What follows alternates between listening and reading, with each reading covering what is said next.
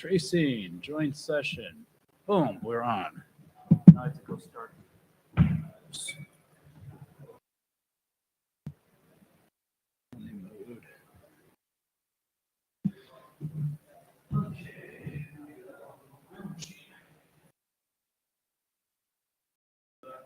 Hopefully, what's his name uploaded this.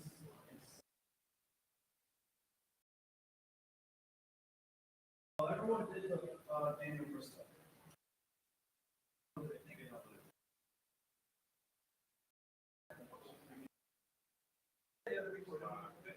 They're actually on YouTube right now.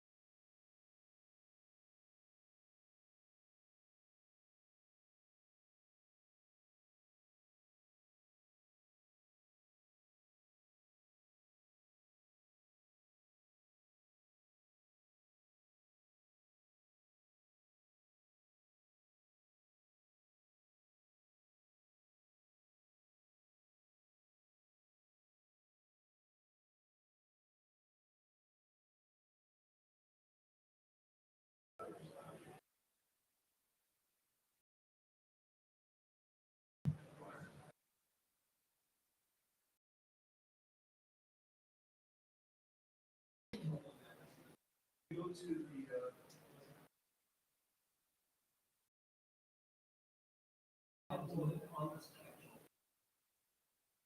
it should have been the one we uploaded, right?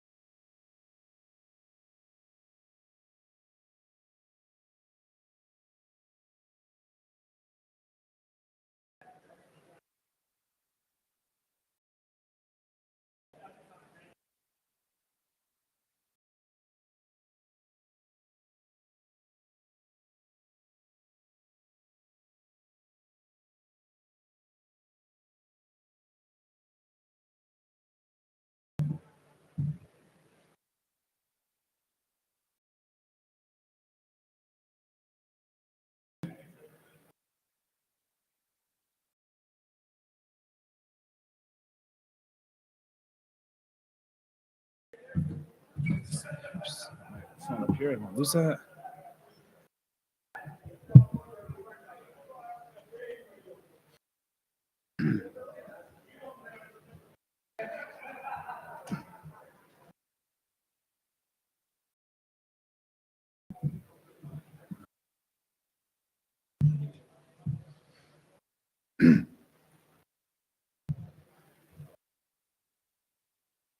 Oh, one problem with being after lunch, everyone comes late.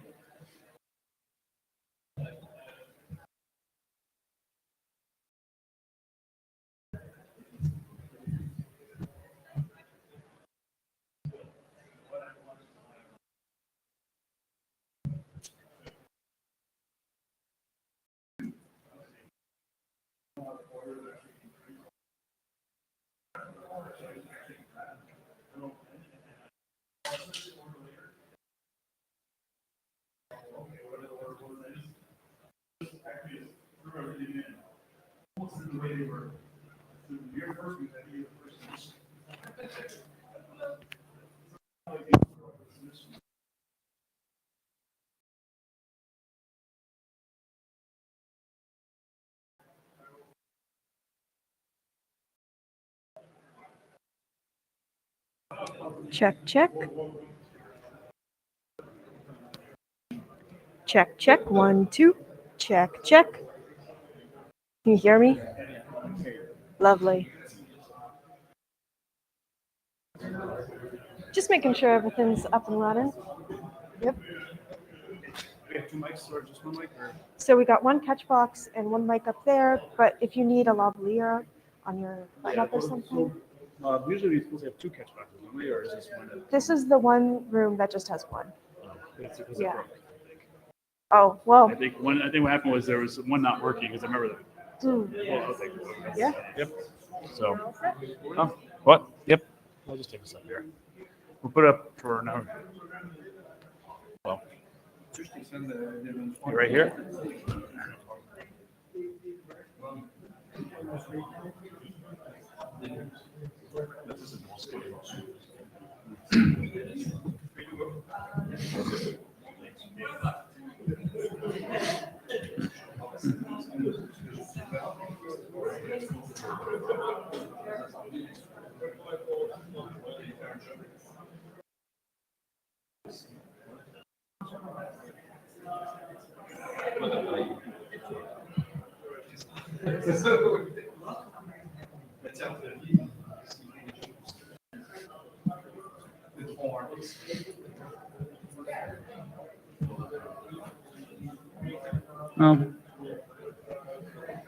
Yeah, I'll do this.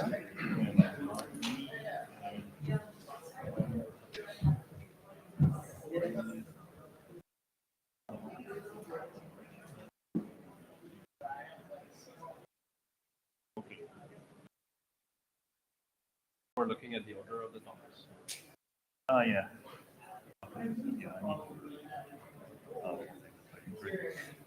Oh.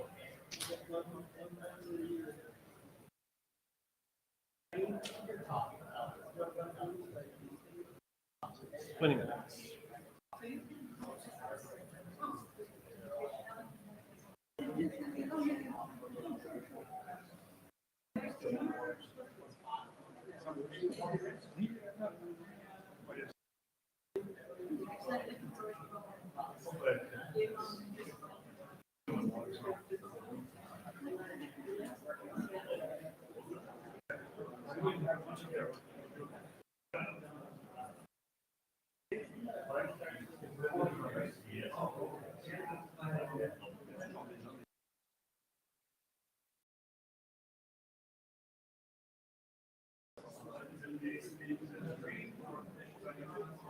Microphone.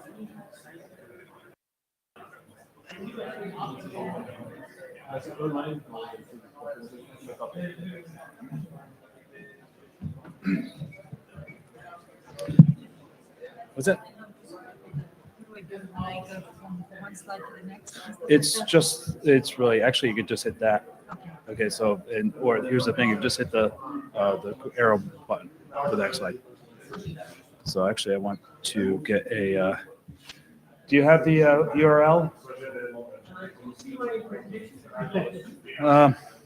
I'll do it right now real quick. Which is yours, RTLA? And I don't know, hopefully it has a link. It has, let's see. Yeah, it's here. Oops. This is a link.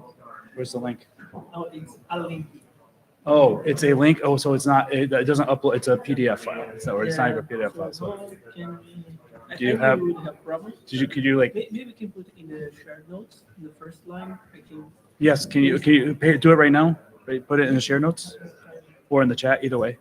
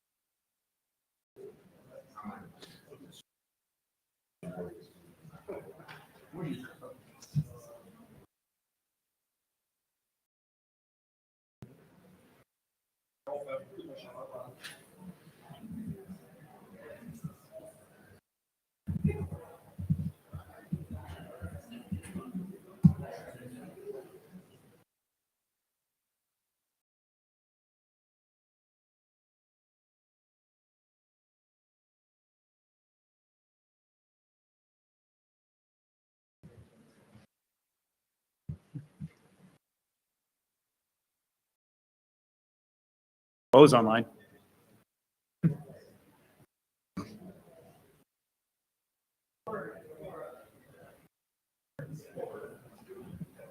It's in the share notes, or wait? Oh, did you go to meet that LPC events? LPC events right there. Log in. And Tracy.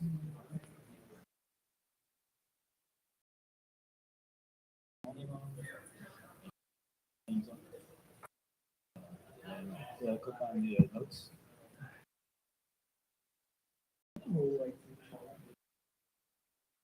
Okay, and let's see here. Okay, so then you can just do. Yeah, I think I just wait. Let's wait. Wait, come on, it's gotta be a wait. Whoops. YouTube.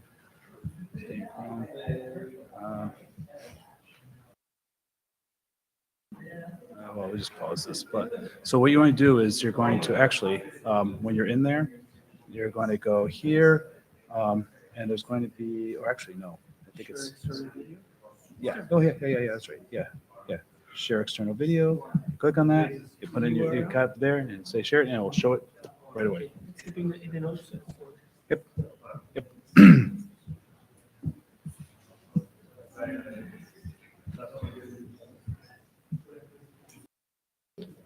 Okay.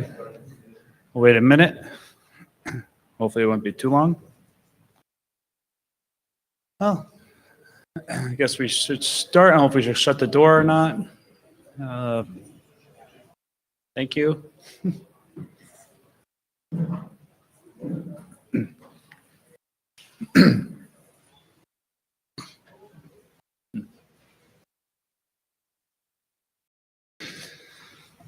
Welcome everyone to coming to the Tracing's micro conference after lunch. So I figured there'd be people scrolling in, and I have to apologize for Metu being the first one that was going to be suffering from that. But we're all recorded, so people could come and find out more. So again, thanks everyone. And just because this is like the only real chance that I'm up on stage, I have to do this before we continue.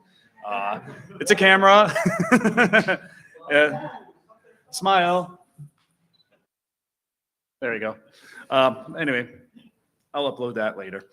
So we have lots to talk about. Thank everyone that's submitted. So let's just get going right away. So the first talk is Mathieu Desnoyers about libside, and I know it's right here. And you know how to use this? You already used it before. Yep. So, what? Yes.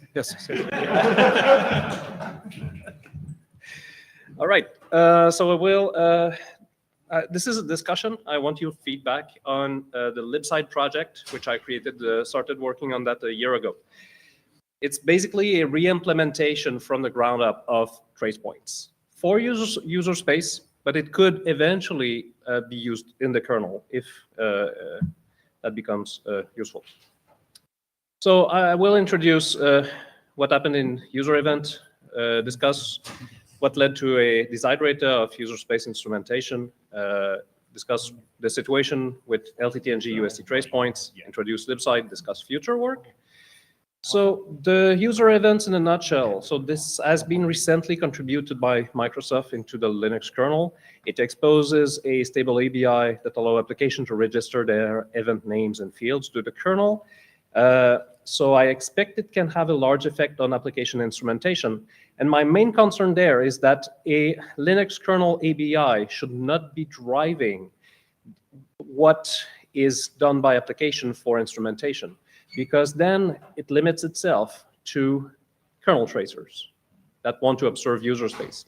I develop LTTNG UST, which is a purely user space tracer, and I also want to attach to application instrumentation. So that's it in a nutshell. So this is why I started working on libside as a way to kind of become the agreement point on ABI for instrumentation of user space, so that it would not be defined by a kernel ABI. So the desiderator, going quickly through that list. So common instrumentation for kernel and purely user space tracers. The instrumentation needs to be self-described. It has to support compound and nested types. pre-registration of events, not rely on compiled event-specific code like the trace points are doing, to be independent from ELF, provide a simple ABI for instrumented code, kernel, and user space tracers interaction, to support concurrent tracers, allow connecting not only, let's say, C, C++, but also dynamically typed languages, and basically allow dynamic instrumentation libraries to register their event payloads as well. It's not just for static instrumentation. So a brief history of the trace points. So it's a re-implementation of the kernel trace points and a trace event from the Linux kernel that I did for user space. So it is tied to the LTT and GUST tracer. It is based on compilation of trace point probes, pretty much like what is done in the Linux kernel. It uses a similar strategy also to trace event, which is a multipass header inclusion hell. So it's hard to understand whenever you get things wrong. The compiler errors are a mile long, so it's not that user friendly at all. So other side effect is to pollute the instruction cache if you have many various events, because then you have different probes per event type. When the tracing is active, actually, it's bad on this. It only supports static instrumentation of C++, does not have support for nested compound types, single tracer, as I said. And so on the plus side, it provides static type checking between the call sites and the probe signature at compile time. So that's a nice, I would say, thing about the tracepoint infrastructure. So introducing libside now. So libside stands for, it's a backronym, stands for Software Instrumentation Dynamically Enabled. It's a Git repository on the official's GitHub. There's no release yet. I want to make sure we get the ABI and API right before doing a release. So it consists of a type system, helper macros. It expresses all the instrumentation description as data, so there's no code generated. The instrumentation arguments are passed on the stack as a data array. You can see it kind of like an IOVEC for the readv, writv from the kernel, but each element, they have basically a type enumeration, and they have their content. So, and the instrumentation is conditionally enabled when at least one tracer is registered to it. So I'll show some example after that. So it's a tracer agnostic API and ABI. So it provides to the tracer the notifications about available events when the tracers are connected to it. It can conditionally enable instrumentation. And the synchronization of all that is of the registered user space tracer callbacks is synchronized by a implementation of RCU in user space within the library. And it's been co-designed to interact with user events. That's an example of using the helper macros from C code to basically describe an event here. So you basically assign an identifier, provider name, event name, some log level, and then you have a field list where you have the type fields that you want described. So that's it. So this is basically creating a variable in your application that has the description of your event. So that's the simplest example, right? It supports various things, compound types, nested types, and everything. But that's the very tiny, simple case, a signed 32-bit field. And then when you want to trace the event, you basically refer to the event by label, by identifier, sorry, and then you pass the list of arguments that you want to pass to the instrumentation site. You can also apply attributes optionally to both events and fields. So in this case, for instance, this shows how a field, a 16-bit unsigned integer field, can have a list of attributes applied to it. And this attribute would be kind of in a standard namespace, integer base, and saying this is base 2. And I did a simple tracer that just prints to the console. It prints it as binary, bitwise. So that's one example. I'm not presenter anymore. I'll get it back. Well, just take presenter again. This is easier. There's three different presenters. Just hit the plus and say take presenter. I want to put the little download so if you're logged in, you can download the slides. I have to do that. Okay, good. Okay, so now how tracers are expected to interact with libside.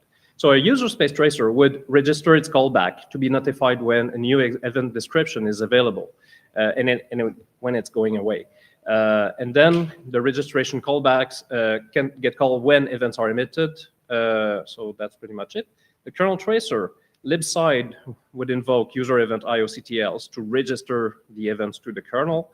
And then user event would then go poke and modify the state of the user event enabled state to set a bit that says, well, this enabled state is now active.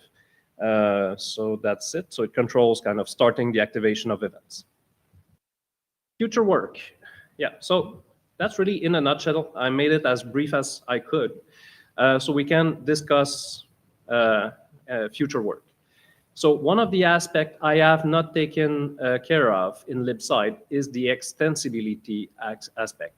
So currently all the ABIs, I mean, they are packed structures with a fixed set of fields. And I mean, whatever could be done to manage extensibility still needs to be figured out. So do we use versioning? Do we use size of each of the structures? Do we allow them to be extended? So, I mean, there's room for, I mean, so do we fix this and this is all we'll ever need, but then we come up a year later and, oh, if we would have had that added field, then we could express so much more. But maybe the kind of way we want to extend it, so there are various types supported in the type system. So maybe the way we want to extend it is by adding new type to the type system and not touch the pre-existing types. So we need to figure out at which granularity we want to extend this ABI. So that's one very important point to figure out before cutting a release and fixing the ABI. So also, I mentioned that the trace points, they have validation of the call sites and the probes done by the compiler. So in the case of libside, it's not done by the compiler.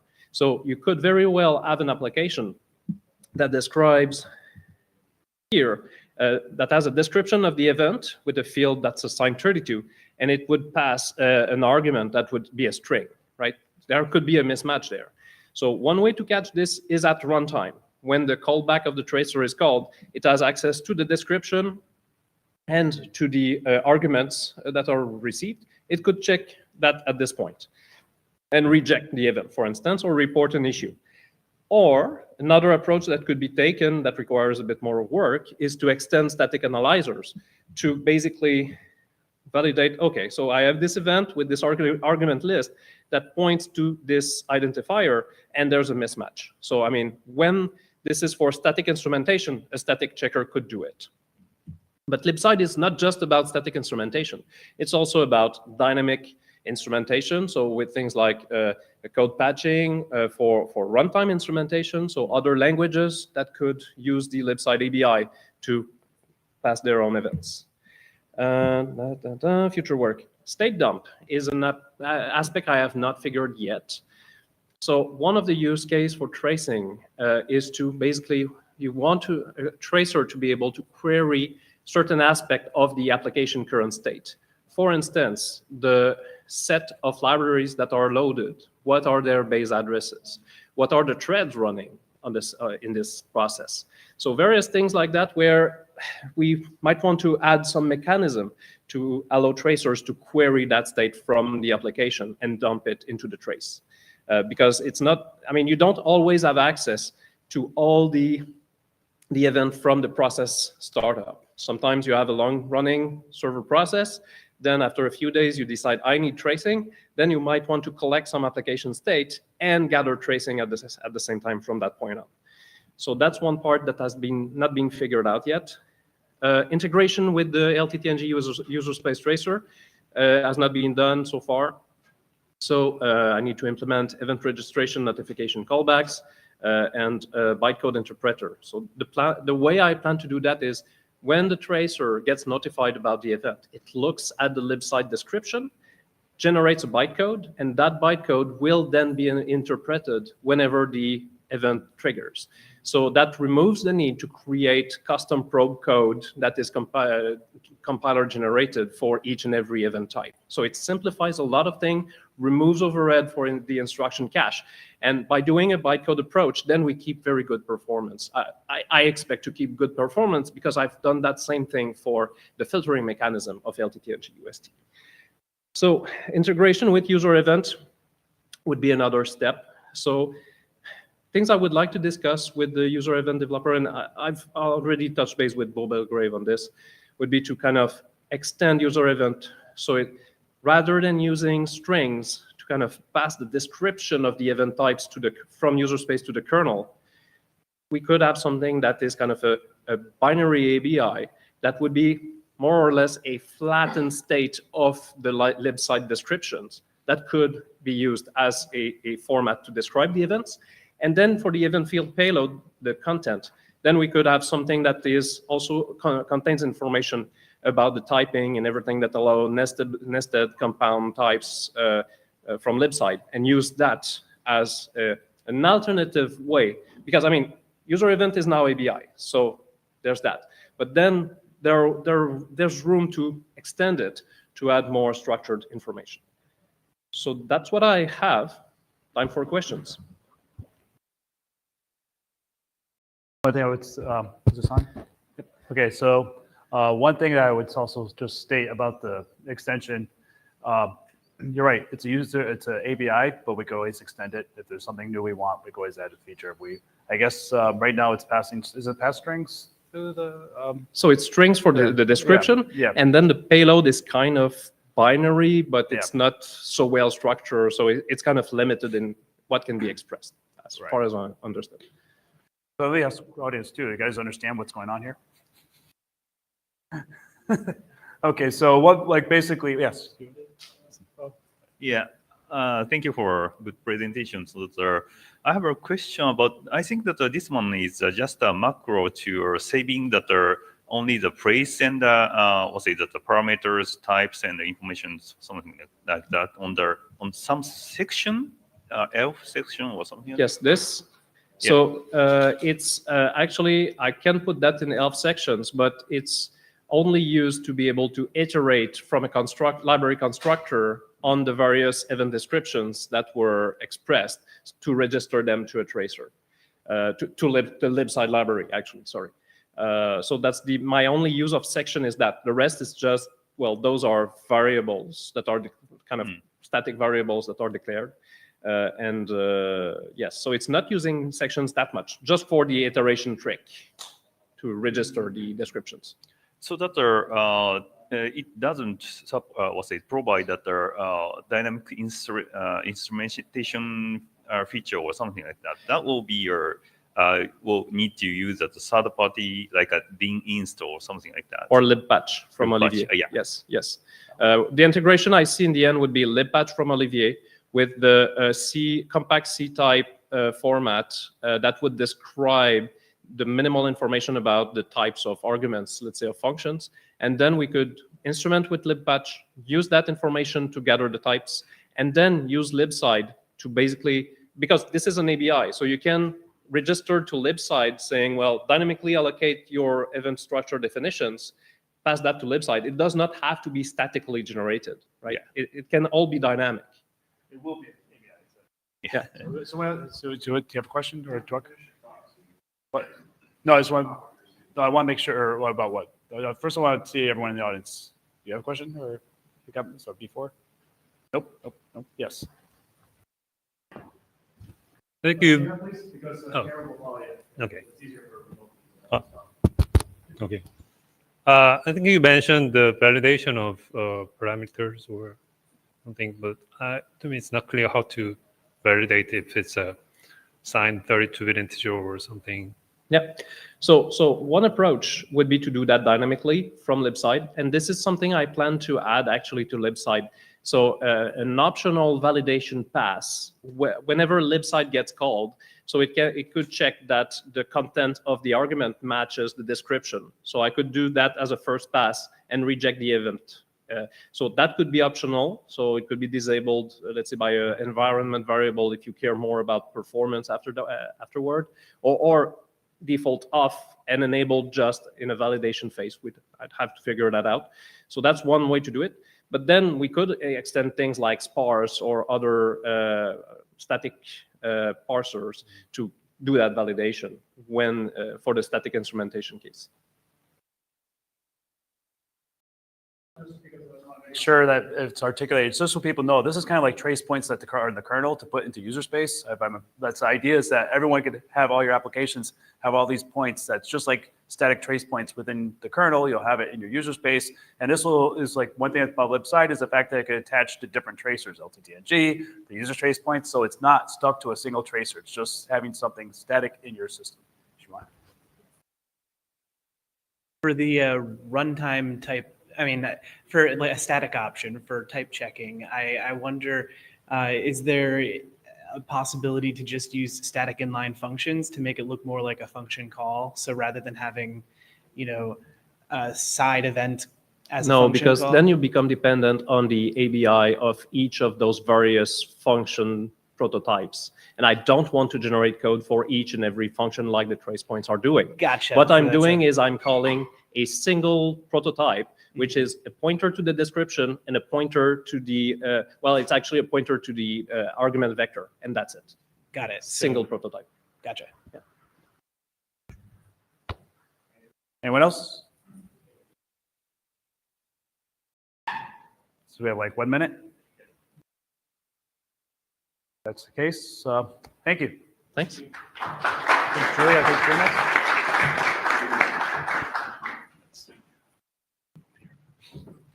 Next. I think I put your name in there because you just said LPC. And all you have to do, I believe, is just hit that. Arrow keys.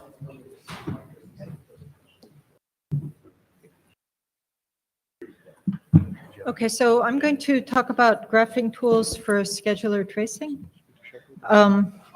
So basically, I mean, I think probably everyone knows here, the scheduler is very important for your application performance. The scheduler is deep inside the operating system, so we have to figure out what it's doing. So fortunately, we have trace command that collects all the information about what it's doing. And then we have kernel shark that can show us everything about what it's doing. So I was quite interested in very large machines, at least at the time. Kernel shark was not scaling terribly well to showing me all 128 cores at the same time. And so I decided to develop some other tools, and it kind of spiraled out from there. So I'm going to talk about that here. So basically, my goals were to be able to see all activities on all the cores at once. So to kind of get an overview. I also wanted to make files that I could share with other people. So I wanted PDFs. And so a big weakness of my tools as compared to kernel shark is there's no interactivity. You have to run on the command line and give options saying how much you want to see at a particular time. You can't zoom in dynamically. That's definitely a weakness. So I'm going to talk about illustrate two tools in this talk. We have some other tools that are also available. So the tools I'm going to talk about are called dat2graph and running waiting. So dat2graph just shows you when your tasks are running on which cores. And running waiting shows you how many tasks are running at a particular time and how many tasks are waiting at a particular time. So two other tools that I've made that are publicly available are called Stepper. Stepper shows you what event is happening and what's happening on all the cores, what PID is running, what PIDs are waiting, and so on. And also, we were also interested in virtualization, so I made another tool, host guest, which shows you what is running on each VM and what the host thinks each vCPU is doing. So these are all publicly available, and I've made a bunch of other tools, and we'll kind of see that along the way, that are kind of less general interest. I'm going to present these tools for using an example. So the example is from the NAS benchmark suite. So these are kind of kernels of scientific applications. The application I'm going to talk about is UA. It does something. It doesn't really matter what it does for this talk, but the important thing is that it has n threads running on n cores. And so from a scheduling point of view, this should be really completely uninteresting. I mean, your threads start, they should just run, and then they should just finish. Nothing should happen at all. So we can get to know our benchmark a little bit. This is not my tools. This is just running. We plot the run times. So I ran it in two different situations or three different situations. One of them is where I pin the threads on the cores in kind of a perfect order. I've got a 4-socket machine. All of the examples are for this 4-socket machine. It has 128 hardware threads. And I just pin them in a round robin way, which makes them come out in a nice way with respect to the behavior of the application. So those are and that was one approach. Another approach is just to pin adjacent threads to a single socket. And those are the first two numbers. We get about, 17 seconds. And if we just pin the threads in a completely random way, then we get about 20 seconds. So we learn two things. Pinning gives pretty stable behavior. And the other thing we learn is that this application is somehow memory sensitive, because if we pin things in a random way, then it slows down a bit. But I was interested in, so what happens if we forget about pinning and just let the Linux kernel scheduler do the right thing? So actually I've given this talk several times before. Each time I take different versions of Linux. Now I've taken the most recent version of Linux, Linux 6.5 versus 6.6. So there was a big change in between, which is EVDF. And so you can see that something very unfortunate happened in the terms of the performance. I mean, already we have something unfortunate that happens. If you look at these blue things for 6.5, we start out at about 20 seconds like we had with pinning, at least random pinning. But over here on the right-hand side, so I've just done 50 runs and I've sorted them from fastest to slowest. So it's not a coincidence that they come out this way. But you can see by the time we get to the slowest run, it's twice as slow, actually. This is about 40 seconds over here. It's about 20 seconds over here, so it's twice as slow. But now if we're doing 6.6 with eVDF, now we're up to about 85 seconds as the worst case. And you can see the performance is already starting to degrade in a noticeable way, even about halfway through my 50 runs. So I was interested to figure out what is going on here. So this is the first tool called dat2graph. So it takes a trace file. It looks at all of the sched switches. It sees when you start running and see when you stop running, and it makes a little edge in between them. So in the x-axis, we have the time. In the y-axis, we have the cores. And so you can see what's happening on each core. The colors are the PIDs. There's only actually 6 colors, but it's good enough generally to see that things are switching. So I don't know how well you can see this. Basically, you can see that the things run along for a while and then they switch around for a while. We can kind of focus on some parts of here where more exciting things seem to be happening. And you can see that we have some little gaps. And things bounce around for a while around these little gaps, and then things kind of go back to the normal situation and we just move along again. So this is what happens on 6.5. What happens on 6.6 is this. So these graphs, they look the same width, but you should notice that, of course, this one goes up to about 35 seconds. This one's going up to about 83 seconds. So the scale is quite different. We have kind of the same behavior in the sense that there are some places where things seem to be running along in a stable way and some other cases where things seem to be going badly. But there's a really important case where things are going really badly here, which is that we have these big white spaces here. So it's like we're not using our machine in a proper way because one of the cores is not doing anything, which inevitably means that some other cores are doing too much because we have n threads on n cores. And so you can see the problem, if you just look at this blue box I made, the problem seems to resolve itself in some places, but that's actually an illusion because you can just scoot up here a little bit and see that there's more gaps. So actually between about 15 seconds and about 70 seconds, the things are going badly in terms of the performance. So basically, we have these gaps. Gaps are fine when you have nothing to do, and gaps are not a good thing when you have something to do. So we can ask ourselves in this situation, do we have something to do or not? So then we come to the other tool that I'm going to show, which is running waiting. So we just want to see how many threads are running. and how many threads could be running, how many, like what is the total set of threads on the machine. So the running ones are the green line, and the waiting ones are the space between the red line and the green line. So we just have a little, this is only 6.6 I'm showing, we just have a little space between the red line and the green line. You might think a little is not so bad. Here we have a little space, little tiny space, but it's just like one thread worth of space, but it goes on for a huge amount of time. And so that's just like killing us in terms of performance.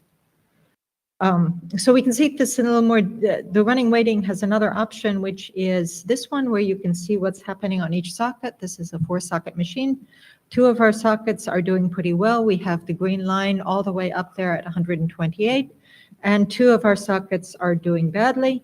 We have one of them that has a red line, which is over, sorry, it's not 128 here. Here it would be 32. Here we have a red line, which is over. So this socket is the overloaded one, and here we have another socket, which is the green line is under 32, and so that's the one that somehow ought to be stealing that thread back from this socket here, but for some reason that's not happening. So we can sort of put this together. We have problems on different sockets. We have, we observed previously that we had some kind of memory issue, and so we can ask ourselves, is this a NUMA balancing problem? So now we can look at NUMA balancing. So that to graph, it has another option, which is events. And so then we get the same horizontal lines where all the threads are running, but we also get some information about some of the other scheduling events. And now you can study up here on the slide on the right-hand side, we have some green lines that go from, indicate NUMA balancing. They connect the source of the place where the thread was before to the place where the thread ends up. It also tells you how many occurrences of NUMA balancing there are. So there's around almost 600. And you can see there's some kind of regions here where a lot of threads are moving around. So there seems to be a certain amount of NUMA balancing that's going on. There's some other periods where nothing much happens with the benchmark. This is 6.5. We do have NUMA balancing, and we do get good pretty good performance. So that's an observation. We can move on to 6.6. Here's 6.6. So you might think this maybe, I don't know, it looks a bit strange maybe, but you can look at this NUMA balancing. We still have a certain amount of NUMA balancing. And we can look at the numbers over here. It says 459 times of NUMA balancing. Before we had almost 600 times of NUMA balancing. So it doesn't seem that an excessive, in terms of absolute numbers, it doesn't seem like an excessive amount of NUMA balancing is happening. So maybe NUMA balancing in itself is not really the problem. We do have these yellow things. This is like load balancing that's on the same socket. The threads are somehow trying to reorganize themselves. We have also lots of IPIs here on this socket. I haven't looked into, maybe that's something I should be looking into, but I haven't checked on that yet. So then I thought to myself, so what's new with EVDF? So one thing with EVDF is that the time slice length changes. So here I have made another tool that I just like, it's not one of my commonly used tools. It's just a tool that I made on the fly because I wanted to know about this time slice question. So I just take basically the same information as data graph. When do we start and when do we stop? But I record the amount of time that's taken, and then I sort the times according to how, from the shortest to the longest and so on. I also cut it off at 17 milliseconds because more than 4 ticks, that's not really what I'm interested in. What I'm interested in kind of like what is the minimal time slices that things are getting. So we have, I divided up also if we yield or if we sleep. Sleeping is not very interesting because like the tasks can just sleep whenever they want. So there's no real control over how long they run before they sleep. But yielding is something that's controlled by the scheduler. If you look at 6.5, you see actually we have different plateaus here. This is 1 tick, 2 ticks, 3 ticks, 4 ticks, and then other things that run for a long time. And if you look at EVDF, then we just have 1 tick all the time. So this is perhaps different. Whatever, I don't know why. This particular graph, it counts, and so it's not like there's more of them. It works out somehow. It's not the amount of time taken by ticks at this length, it's just the count of these ticks. So obviously if we have ticks, so if we have time slices of only 1 tick, we're going to have more of them than if we have time slices of 4 ticks. That's probably not the main issue.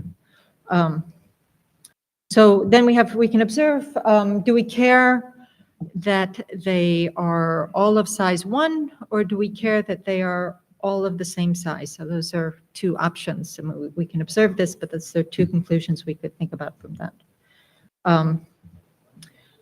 So what I did is I took 6.5 and I made, in 6.5 there's a function which is called sched slice, and I made it either just return 1, that's kind of to simulate EVDF without changing anything else. And I made it to do something very extreme. I made it return 8, which is bigger than what CFS would have done.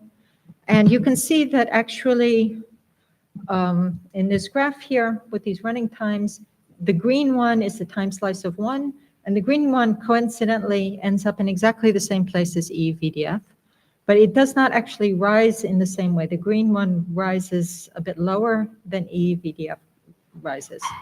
And if we have a time slice of 8, then it rises even faster and ends up even higher. So I'm sure you're all wondering what the problem is and what the solution is and so on. But this is where my story ends. I actually don't know what this, I don't know what's going on. If somebody knows what's going on, I would be very happy to hear about that. That's not really what this talk is supposed to be about, though. This talk is supposed to be about the tools and not EVDF. So first, I'd like to know if anyone knows what's going wrong with this application in this case.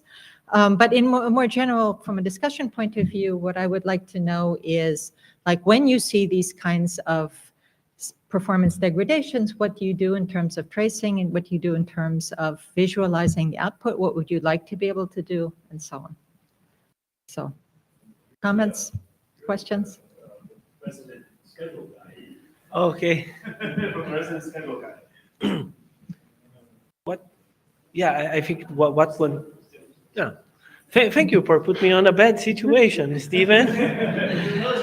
Oh yeah, but we care about the other scheduler.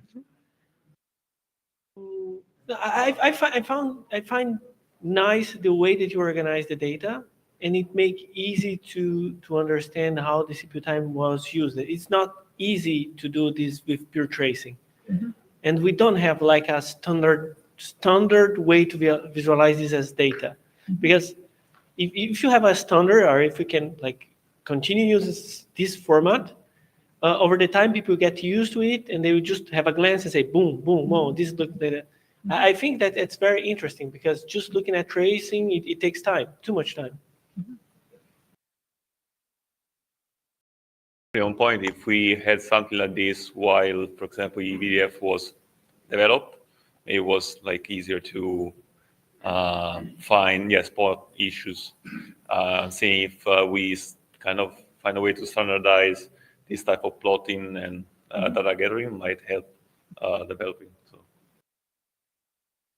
Yeah, maybe a thing to try is trying to use the new parameter, the runtime, that you can try to make different timelines by splitting the execution time in these different slices to see if you can find one that reproduces the same problem. But that's ongoing on debugging.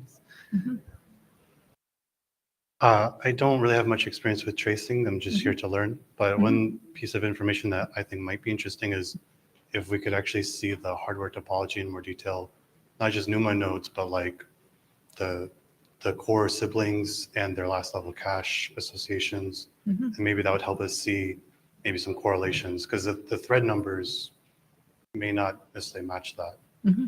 Yeah, so I mean, in this case, there's 2 points. One of them is the data graph has an option which reorganizes the thread numbers according to the sockets, and so that's what I was showing. But it's true, there's no division between the first socket and the second socket and so on. but I, as the user, know this information. So I think other users, when they work on their own machines, they would also know this information. But maybe there's a way to make it more apparent. It could be useful in school. Yeah, one thing I also want to mention is I am working on a tool called LibEval, or sorry, LibTracyVal, which basically kind of makes it easy to read the trace.dat file, or it's not actually dependent on trace.dat file. I just use it with the trace.dat file because you can pass it in any type of event. So all you can do is basically a way of saying, okay, here's the start of event, here's the end of event, and then keep track of the timestamp and the delta and give me the max, min, average, standard deviation. It does that all for you. And there's a lot of things. It's basically a tool to basically scan a bunch of like millions of events and then be able to come up and give you a histogram at the very end. So it's dealing with histograms, but I mean, this is something that maybe we should look at. Did I tell you about that tool before? I think I might have mentioned it. I don't know. Perhaps, yes. Yeah, but something that maybe you look at to help feed it into another graphical tool. I mean, I'm the original author of Kernel Shark, but I handed my maintainership off to Jordan Karjov, who rewrote it in Qt, and I'm not a very good Qt developer, so and he uses C++ to the extreme. So I used C++ in 1998, and it's changed tremendously since then. So I have trouble modifying that code. But anyway, if anyone else would be interested in helping extend Kernel Shark, it's still an open source project. Jordan's still maintaining it if you want to help there. But anyone else have any comments or discussions? On the scheduler problem, like I think it's worth looking. There was a problem reported by, I think it was Ben Segal, with the way PIC-E VDF was being done, and it was related to the slice as well. There was a bug recently fixed. I don't know if it has gone to 6.6 or not, but there were some bug reports in that area. That's worth trying on mainline and see if you see the problem. Okay. So I think my conjecture is that it does all this NUMA balancing, and then it needs to somehow override it afterwards because it does too much. And somehow in 6.5, it was able to override it. And in 6.6, somehow it's failing to override it. That looks like a bug, to be honest. But it might be related to that one. Yeah, but yeah. Oh. Okay. Are these all running local, like local traces and then local visualization? Yes. Oh, cool. And is there any interest in like making that more of a like collaborative up on a web view sort of thing? I haven't considered. Maybe we could talk about more what you mean afterwards. Okay, thank you.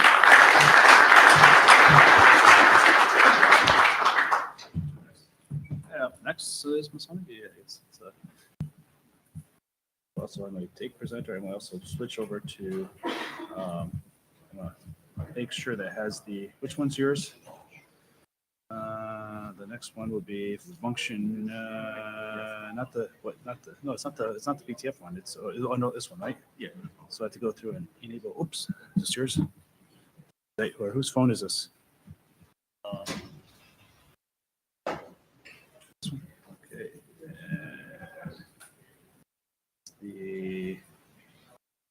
This one? Yeah. And it should have, yeah, so I'm trying to, okay. Thank you. Can someone who leave their phone? I did. Oh.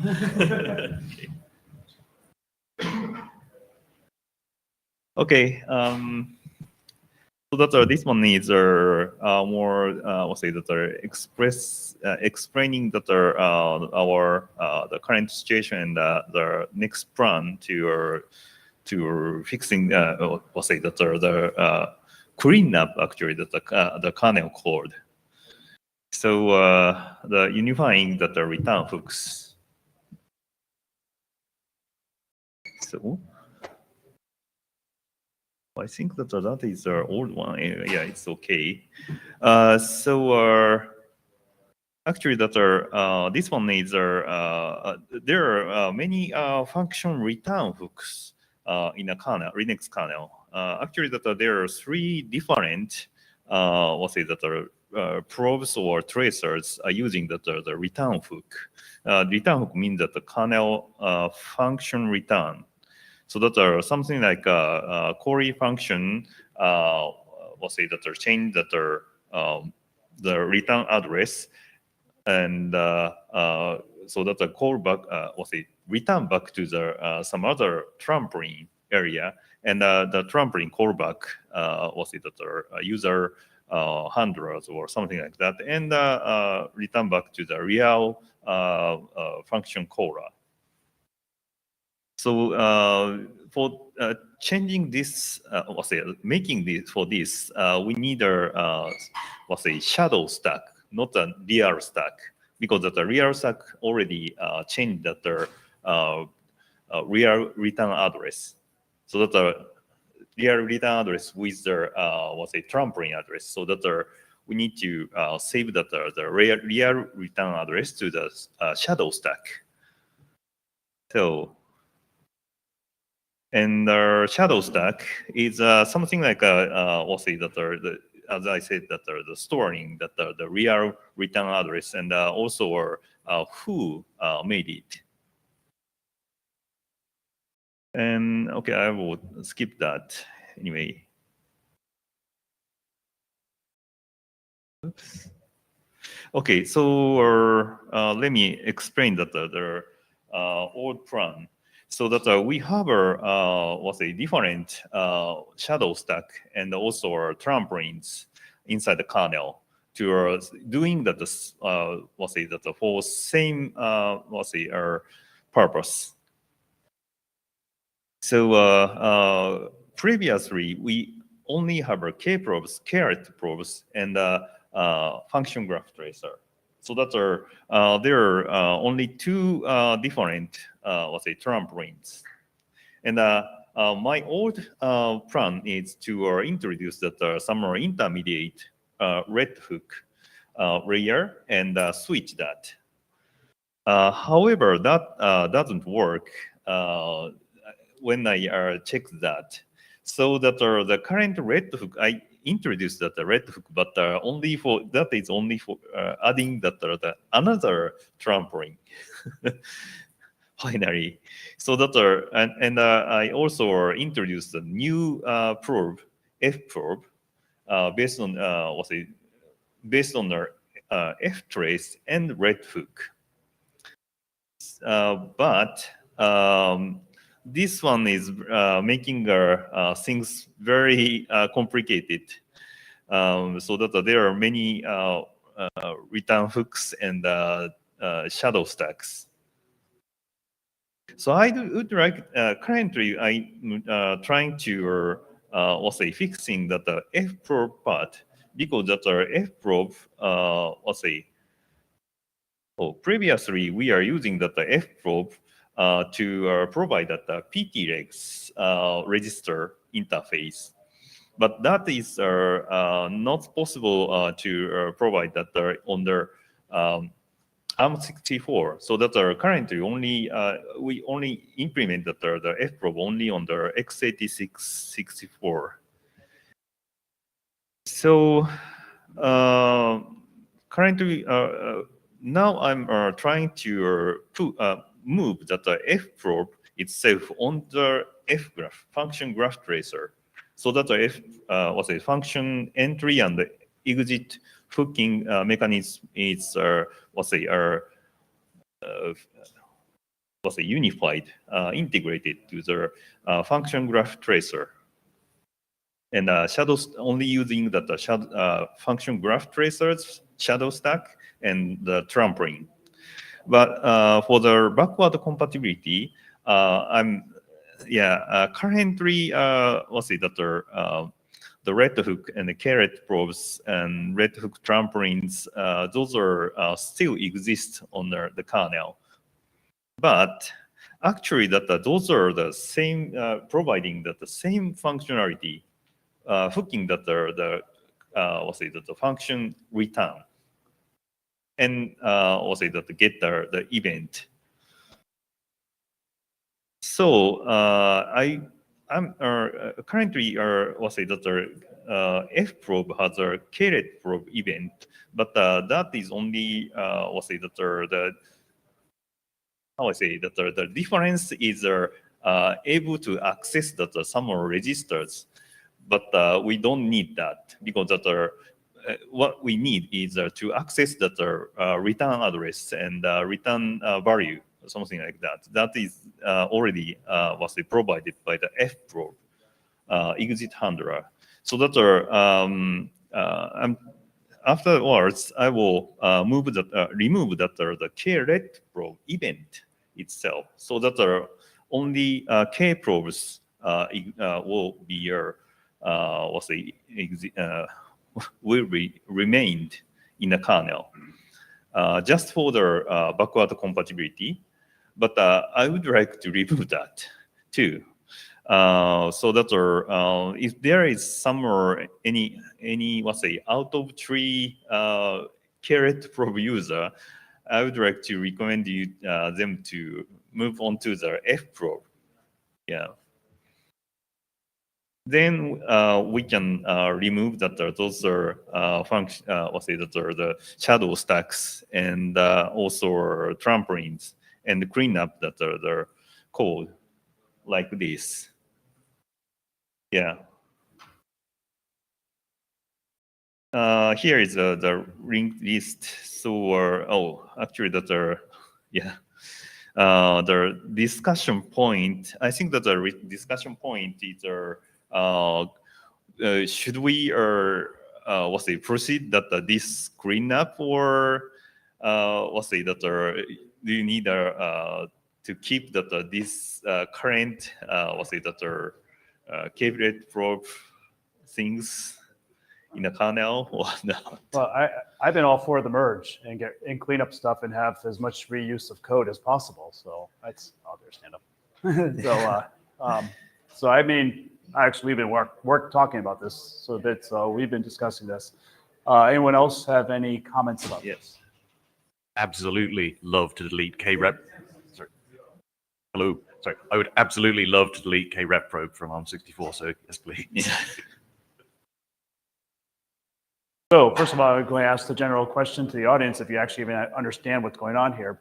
One thing is, so a real quick recap, just in case, is the fact that function graph tracer that you're probably familiar with, where it traces both the beginning and the end of the trace, uses a shadow stack. The way it does it is on entry, it will take the return pointer. We would put into the shadow stack and replace it, say call some trampoline. So when that function that we're tracing returns, instead of returning back to the caller of the function, it returns back to our trampoline that does the tracing of the exit of the call. krep probes does basically the exact same thing, but with a completely different mechanism that basically you have to pre-allocate stuff to say, okay, I can have so many, reserve it because it has to reserve the shadow stack caller. So it's not generic. It's a little. I mean, it's also architecture specific, very much so from architecture because it is emulating. Yeah. Yeah. Yep. So the idea is basically say, hey, function graph tracer just does it for you. The way function graph tracer does it is when we enable function graph tracing, it will actually go through and make every single task in the kernel, whether it's running or not, and allocate a shadow stack for it. So usually it's like a one page shadow stack, and that's every task will have that. So it's almost always used, and you could actually overflow the shadow stack, in which case you'll lose events. But honestly, I have that recorded and I've yet to see it. So far it hasn't happened. Potentially it could because it's a limited resource, and you can have a code path that could do something that's probably bad. It'll probably crash the kernel anyway because the normal stack is a limited resource. So that's what we've been doing, and we're working on it. So yeah. So there is a shadow stack implementation differences. So that as Steve said, that the trace per task or per probe, and per probe case, we call it that the global pool. Red hook is using that neither pre-allocate that the object. Shadow stack object, because that the shadows in that case that the shadow stack is something like an object list for the each task. But sometimes objects will be become a shortage, and so that user need to carefully set that the maximum number of the object or something like that. That will that mean that you need to tune that but until running the trace, you may not know that how many objects you need.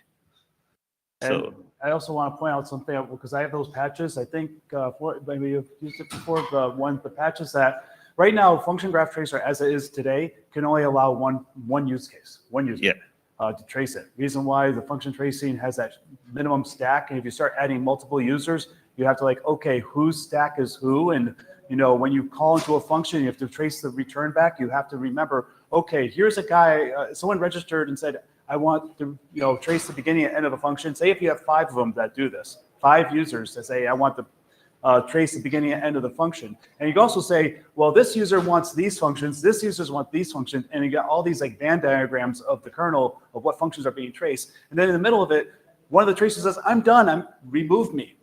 Now you have a callback that returns back and says, oh, I want to trace someone. Now you have to watch out for the race condition of saying, okay, this guy we traced, but he stopped, he removed himself, and someone else came in and said, oh, I want to trace this function. Now, how do you know which function or which callback do you do? So we have some really crazy code to do all that because we actually now put in this information within that shadow stack. So now we might have to grow the shadow stack to hold this information because the shadow stack not only is holding one callback, but now every callback who registers to the function graph tracer now has to have its own. That's where the probe thing was kind of an advantage of. Yeah. So like, well, we can end early if no one else has any questions.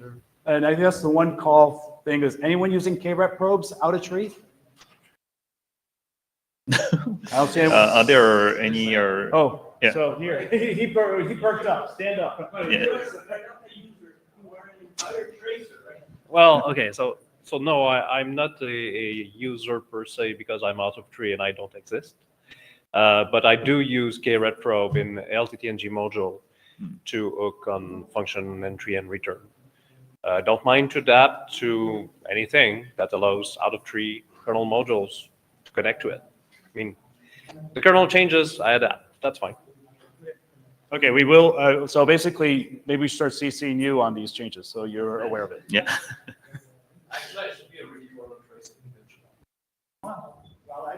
Yeah, so I was just going to ask, what was your reason for using KREP probes as opposed to the function graph tracer? Was it just it was easier to use because in that case, F probes can do the same thing, right?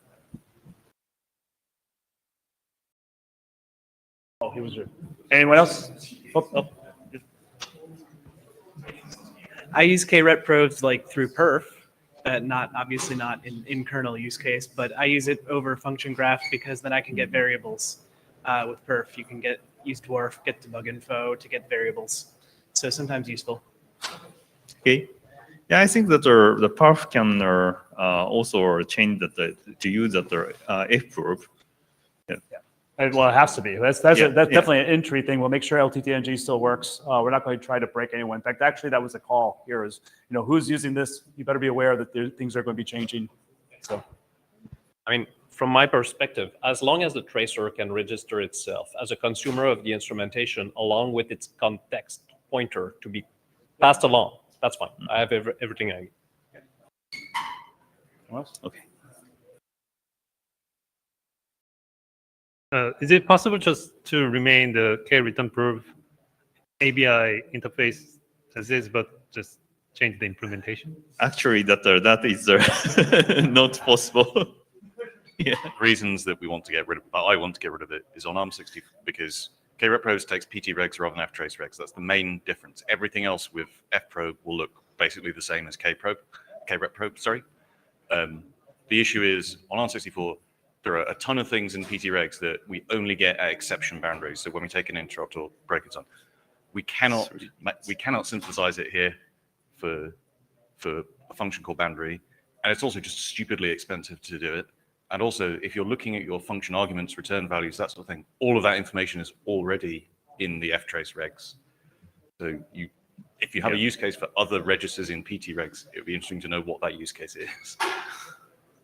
Yeah, so that are KRET probe interface itself has some need to keep a backward compatibility, but I would like to break that.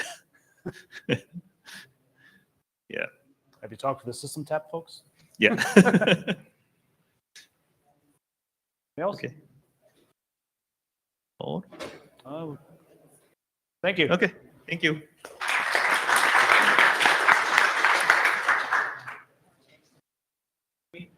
Which kernel version of the function graph tracer appear? So how recent is it? The function graph tracer that I should use instead of here? So is it like before 4.0, or is it more recent? And whether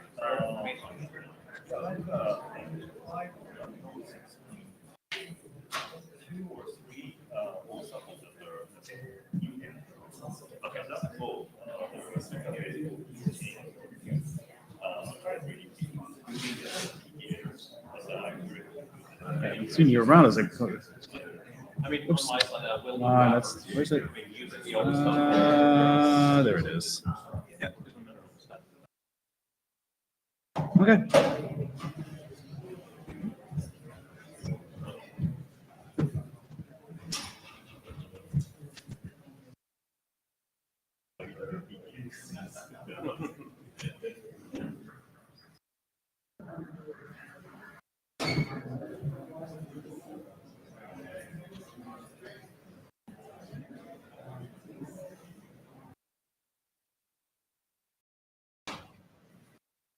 We just start?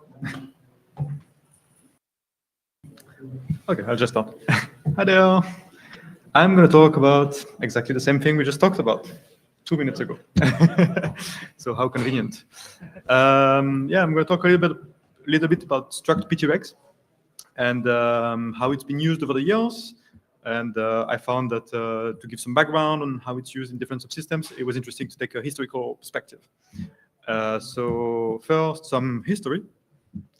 And also the second reason why I do this is because it's fun. I had a lot of fun making these slides, so hopefully it's also fun for everyone here. Let's go back in the beginning of times. In 1991, the Big Bang, when Linux 0.01 was released, we had an exception handler, and we were saving some registers so we can do stuff in the kernel and restore them. Nothing special, just like kernel 101. And a few months later, Linux 0.95 introduced ptrace syscall. And so I found it was interesting to read about ptrace and how this thing came to be. You had an interface where you could read an offset from the kernel stack of another process. And if you wanted to read registers of another process, you had to know at which offset of the stack each register was saved by the exception handler. So struct ptregs was introduced with no users in the kernel. It was just a UAPI with just the structure, and you would just use the offsets. By the way, over time, I'm building this map of all the tracing subsystems in the bottom of the slides, and it will grow bigger and bigger and bigger and very big. So pay attention to the bottom of the slides. The content is not so interesting. Fast forward 12 years, that's a lot of time. K-probes were introduced, and the idea was to just put an instruction that caused an exception, and then in the exception handler, you were already saving all these registers, and then your K-probe handler would just conveniently get a pointer to the registers in the stack, so you can modify them, and they will get restored in a different state. How convenient. A year later, red probes were introduced, and originally the way they worked is through this very simple knob trampoline, and basically you will jump to that return trampoline, and you will have a K-probe on that knob. But 1 year later, Masami, who was already there, he's been around for a while, Masami made this a lot faster. The project was called K-probe Booster, and the idea was, why would you go for an exception if you can just save the register immediately from the trampoline? And as it turns out, it's much faster. I believe one of the reasons is because your CPU can also speculate on these instructions without having to take exception, so everything gets crazy fast. It's very cool. And the second reason is also that from the return probe, you probably don't need most of these registers, so why even save them? So there's a comment there that says skips, yes, EIP, and a bunch of them. And that's the first user I found of sparse ptregs. So basically, we're still saving a ptregs in the stack, but some of these fields were just not populated. And that's a pattern we'll see more and more of later during the slides. Fast forward a few years, ftrace was introduced. So ftrace was exposing this mcount entry through a trampoline. And over the years, it got a lot of features. And one of them was the ability to save all registers, same idea, save all the PTREGs. And a bit more recently, it also got the ability to only save a subset of them, only the arguments, basically, just the registers which you actually care about. And so the way this was implemented was with this ftrace regs wrapper. So it's defined in an architectural specific way. But for example, on x86, it contains the ptregs, and only some of the fields are populated. But the wrapper makes sure you access them in a safe way. So you shouldn't access the ptreg structure inside. You should go through these helper functions, and they will only let you access the ptreg inside if it's safe. Right? And you have a lot of nice abstractions. And yeah. I also wanted to talk a little bit about trace points, because I'll get back to this. Trace points per se do not use ptregs. It's a very nice set of macros to call tracers. I'll get back to this in a moment. uprob, uretprob, same principle as kprob. You go for an exception, you have your ptregs, you pass it to your handler, blah, blah. It's always the same thing, right? More recently, rethook was introduced. Exactly the same idea as kprob. You have this trampoline. It saves the registers. You get your ptregs on the stack. And you can call your handler and then get restored. Actually, rethook is so similar to kprob that right now on x86, kprob got dropped, and rethook and kprob are sort of the same thing, or the trampoline is the same at least. As part of this, fprob was also introduced, and fprob abstracts rethook and ftrace. And the way fprob registers to ftrace is by asking for full ptregs. So right now it only it works on some architectures, but I can say it doesn't work on ARM64, because on ARM64 we cannot save all regs. I'll get back to this. I also wanted to talk a little bit about eBPF and how eBPF fits in the picture, because I often hear some misunderstanding about it, because eBPF is sort of this runtime or sandbox where you can run verified code, but you have plenty of attachment modes. And depending on how you attach, you get different signatures. So you have many eBPF programs, which is something I found sometimes misunderstood. But some of them, like eBPF kprob, eBPF uprob, eBPF kprob, eBPF multi-kprob, and I believe also eBPF TP or row TP or one of them, they take ptregs as argument. Interestingly, fentry and fexit, the ones which I think are recommended to use, do not give a ptregs. They give an array of U64, and they are actually just the arguments. TraceFS, so you can access most of this subsystem through TraceFS. So they also have sort of like a file under kernel trace. They all sort of do the same thing. And they also use ptregs for the most part. And then perf, you can access most of these events as perf events. And perf sort of abstracts all of these subsystems. And the way perf is called is through ptregs. But you have situations in which the subsystem doesn't have a ptregs. So I was talking earlier about trace points. Trace points, if you remember, didn't have a ptregs. So they sort of have to invent it, make it up on the go. So you have architectural specific macros like this one, which create very sparse ptregs with handcrafted fake registers. Yeah. So I hope this builds a good picture of all the tracers we have, and that's important for what comes next. The problems. Of course, if I'm here, it's because I have problems. Otherwise, I will stay at home. So the statue here is Mark Rutland right here. And one of the things I quote him saying is, we incompletely fill ptregs with bogus values and cannot acquire some state reliably. Basically, what it means is on ARM64, in trampolines, there are registers which we cannot access, which we cannot save. So either we have to invent them, we just say, oh, p-state is use 0x64, whatever. Or we don't populate them, and then if you try to access them in the ptregs, you will just read a null field or some garbage field, depending on where it's saved, and troubles. So yeah, ideally we wouldn't be in the, we would have ptregs with just valid states, valid registers. So now that we have this map of all the tracers and how ptregs get propagated from one to the next, what we can do is we can see when we get a ptregs from an exception entry, and on ARM64, for example, we know that all the registers are populated and they're populated correctly. And we know when we get a ptregs from a trampoline. And in this case, some registers might have been skipped for convenience. Some registers might have been made up because we can't save them in the architecture. But yeah, your ptregs is sort of, I say invalid. Maybe sparse or made up is a better word. Yeah. And why is this an issue? Is because, of course, all the subsystems, they call ptregs helpers, which abstract some high-level functions, like is this ptregs user space set of registers or a kernel space of registers? So it's all abstracted from the architecture. You don't have to think about which register is accessed. But if you call one of these helper on a ptregs that is sparsely populated and happens to lack the field that you need to access your feature on the architecture you're running on, you might have problems. And an example of this, so it was it didn't get it to the kernel, like it was a mailing list discussion. It's just an example of how it would have been very easy to miss that there could have been potential troubles. So Masami was working actually on getting fprop working on ARM64. And so in ARM64, ftrace cannot save a full ptregs. So ftrace has a ftrace regs with a sparse set of registers, and fprop currently exposes ptregs to its users. So the idea of the series on the list was that fprop will create a ptregs and copy the fields of the ftrace regs into that ptregs, and then forward it to its users.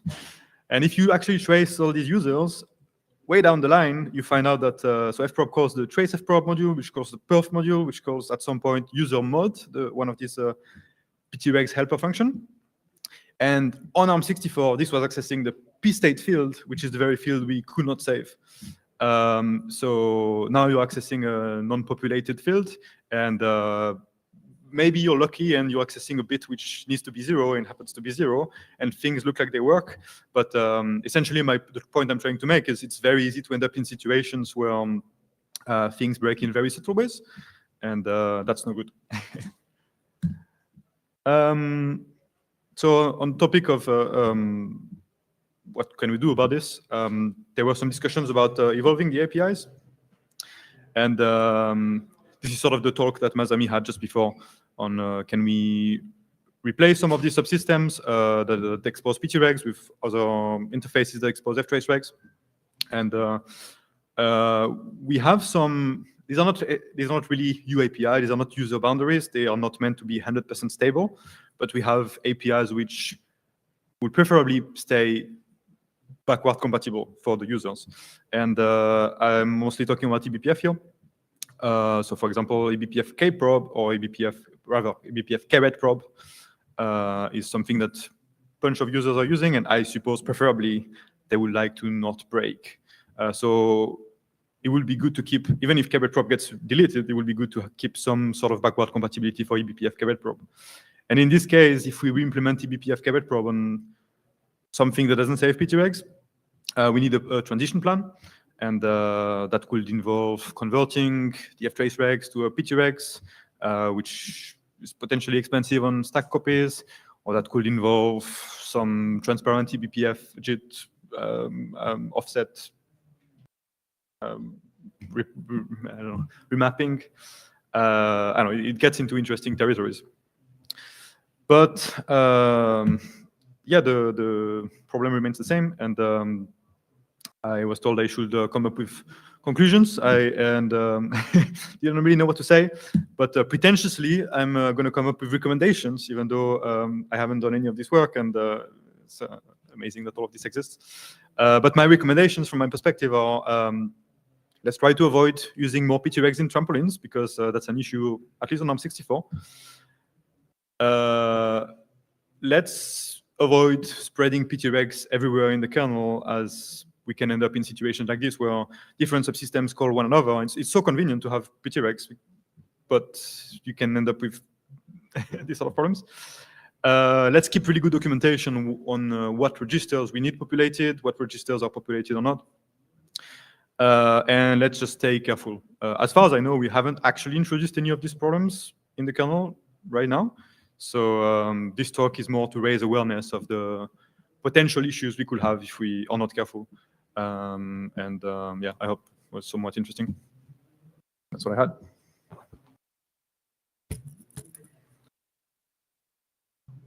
Yeah. Could you, yeah, I guess, could you explain a little more about the p-state issue? I can't, but someone can. So it's worth noting. On ARM64, p-state it stands for processor state. That's all of the random flags that exist throughout the CPU.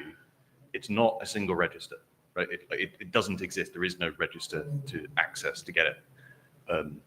So that contains things like the actual flags NZCV for arithmetic checks and that, which is exposed through a register.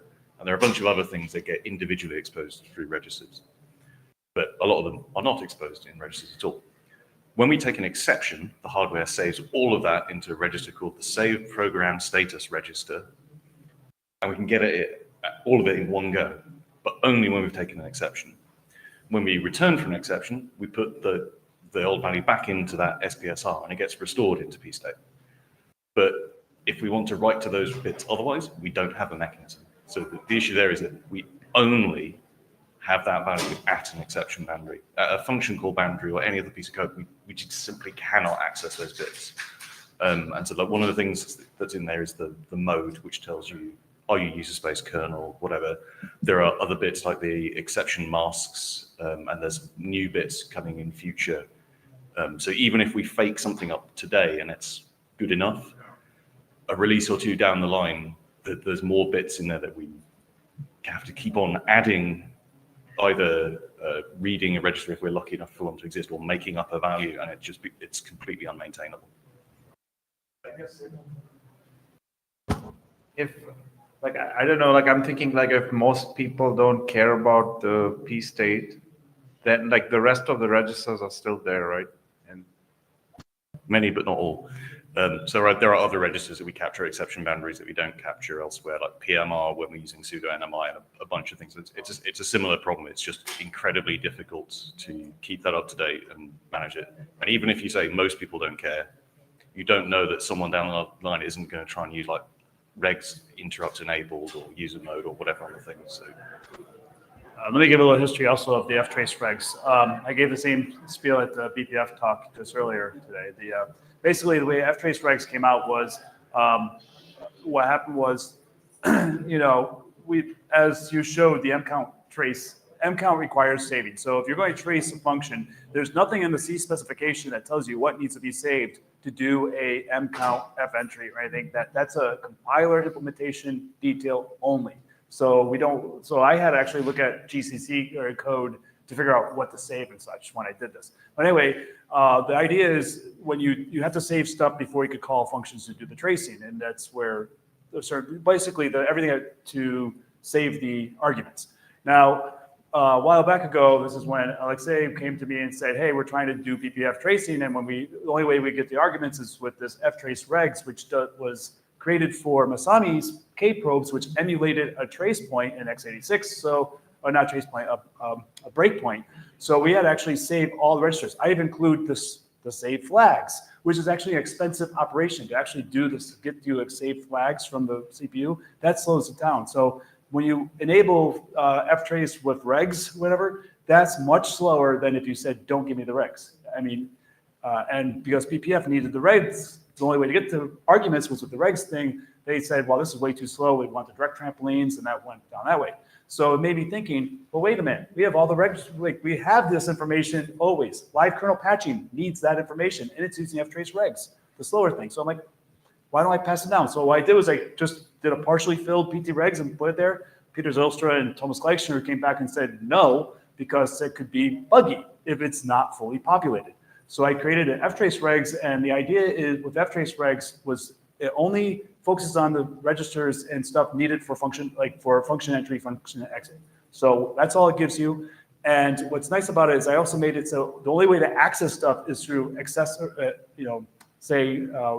methods to access the data inside the ftrace regs. That way, if it doesn't exist, it could tell you, like, sorry, this doesn't exist if we wanted to. So in fact, it holds PT regs because it's also something, if you say, I want ftrace with regs, you say, give me the regs, and if all the registers are actually populated within the ftrace regs, it gives you the regs. Otherwise, it gives you null, which is funny because the ARM64 implementation of that give me the regs from ftrace regs is just a define, arc, give me ftrace regs, null. So there is no, because you can't give the PT regs, it just defaults to null always.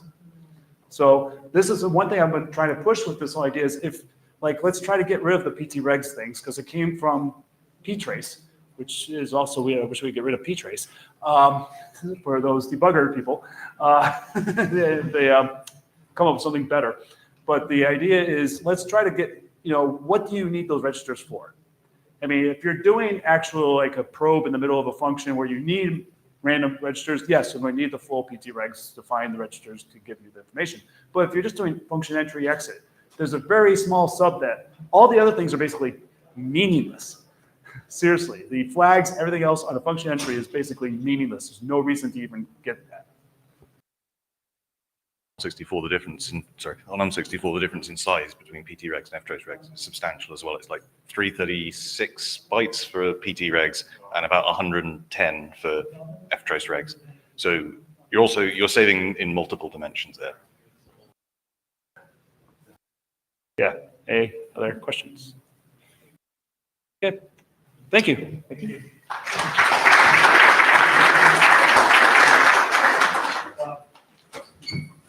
We're going to have one more talk before the break. I just realized that the break where we're not lined up, our break is not lined up with anyone else's break. And for some reason that I'm going to blame the conference organizers because they filled in the break for me and I put all this talks around it. For some reason mine, they put it off at a wrong time. So we're going to do you then and then we're having the break because supposedly Masami and I are supposed to be next. Will people start before the break or after us? They'll start just before you finish. They're not, yeah, so. Here, upload. Yours is, what was your cause?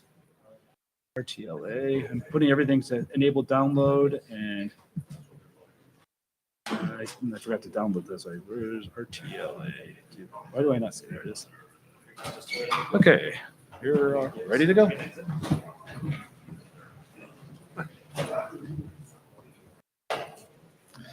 So, good afternoon. I'm Daniel. I work with real-time and scheduling things. And a good thing about having friends is that you can fulfill half of the audience with your coworkers. Thank you, Red Hat. I'm never alone. So, yeah.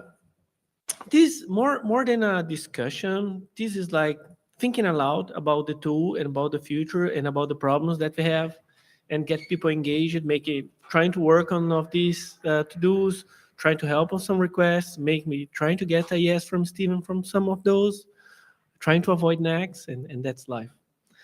So the RTLA is a tool that's stored inside the tracing toolings. It's a user space tool. And it's a binary, but the idea is to have a set of internal tools to help in the analysis of real-time problems. Because, being fast is not enough. We need to explain whys, and most importantly for us working every day with real-time is explaining why it's breaking to give good news for our managers, right? And say that's the way to go, and try to make it easier. Because, for example, on our workflow at Red Hat, we have people reporting bugs, and we don't know why. And it's always stressful to try to restarting, debugging, and so on, and getting back and forth. So if we can try to minimize that, it's good for us and it's good for the community. So that's the idea behind RTLA. So we have 3 tools inside of it now. We have the timer lot that tries to measure the scheduling latency by doing sampling, like cyclic test does. It's like a cyclic test on steroids. And it's in user space, we have a front end, let's say, like a hackish front end, because it's just command lines, right? And we have a tracer inside the kernel that simulates the workload. We have the OS noise that tries to measure the operating system noise. It's a per CPU workload that tries to see what is disturbing that workload and helping to debug it. And hardware noise that tries to report if the hardware is causing glitches to the workload. These are the 3 tools, and we hope to have more and discuss some ideas here. The idea, okay, just getting one example of the timer dot, which is the tool that's most developed. All these things, there is a lot of fresh paint on these tools, right? They are new. But to give an idea, we have like, generally you have a kernel side doing tracing things and simulating workloads, and we have a user space where we try to create a user interface, hopefully friendly, right? And trying to do some analysis if things breaks. And nowadays we are communicating using libtracefs, but there are probably other things that we can use, even in BPF as well. So this just show a video of the how it works. Let's copy link address. Share an external video. Yep. And then you just do paste, Control V. Control V. Yep, and then hit. PhD to do a Control V. Yeah. So just one example of the tool. Here I'm using my system, and it's running a background workload. And I told the tool to measure. Okay, good. Restart. I told it to measure my scheduling latency, and if there is a problem, like a latency higher than 30 microseconds, stop and give me a root cause for that high latency. And here's an example of the output. It breaks down the latency into small pieces. There's a paper that explains this and gives like let's say a fingerprint of the problem that should be easy enough, like for my project manager to say, okay, this is a repetition of this problem, and help us debug. That's the idea, right? Trying to do the workload, do the measurement, getting trace, analyzing it, and give you an easy starting point. The tool also allows. Okay. If you guys want to make a question during this presentation, please do it. That's the idea. Stephen, Julia has a question. It's a very simple question. Is this just user space or kernel space or both spaces? Both things. It's if I okay, I will stop the. In the previous slide, I showed like I have to stop the video. I might have problems. There is a tracer that simulates the workload, and it has a set of trace points that try to give me the source of each noise, and they are optimizing kernel to avoid like false positives. And these trace points give me the information, and user space, I collected them and try to make it more human readable. At the end, it's the same idea that you're trying to do, like trying to make those traces easier to read. And the tool also, because it's in the tracing, it also allows us to extend the analysis with other tracing. I can enable other trace points with this. I can enable, let's say here, I can enable histograms, like I'll show you a command line. So I can, I can like enable histograms using ftrace and say, okay, collect me these histograms of each noise that is causing, and using this using as interface for other things from tracing, right? That's the idea. Facilitating the users so I can, luckily, while doing CI, getting the root cause for a bad number and try to act. Or a customer get a bad number, run this command line, do me the report. That is the basic idea. And it is one example, right? Let me stop the video. How do I stop the video? I think you have to just go in here. 2 kernel developers to stop a video. I think it's where's the stop sharing video. Oh, good. Oh, Julia, this is the. So in this part here, the blue part is in kernel and the green part is in user space, and I try to connect both. And as best as I can.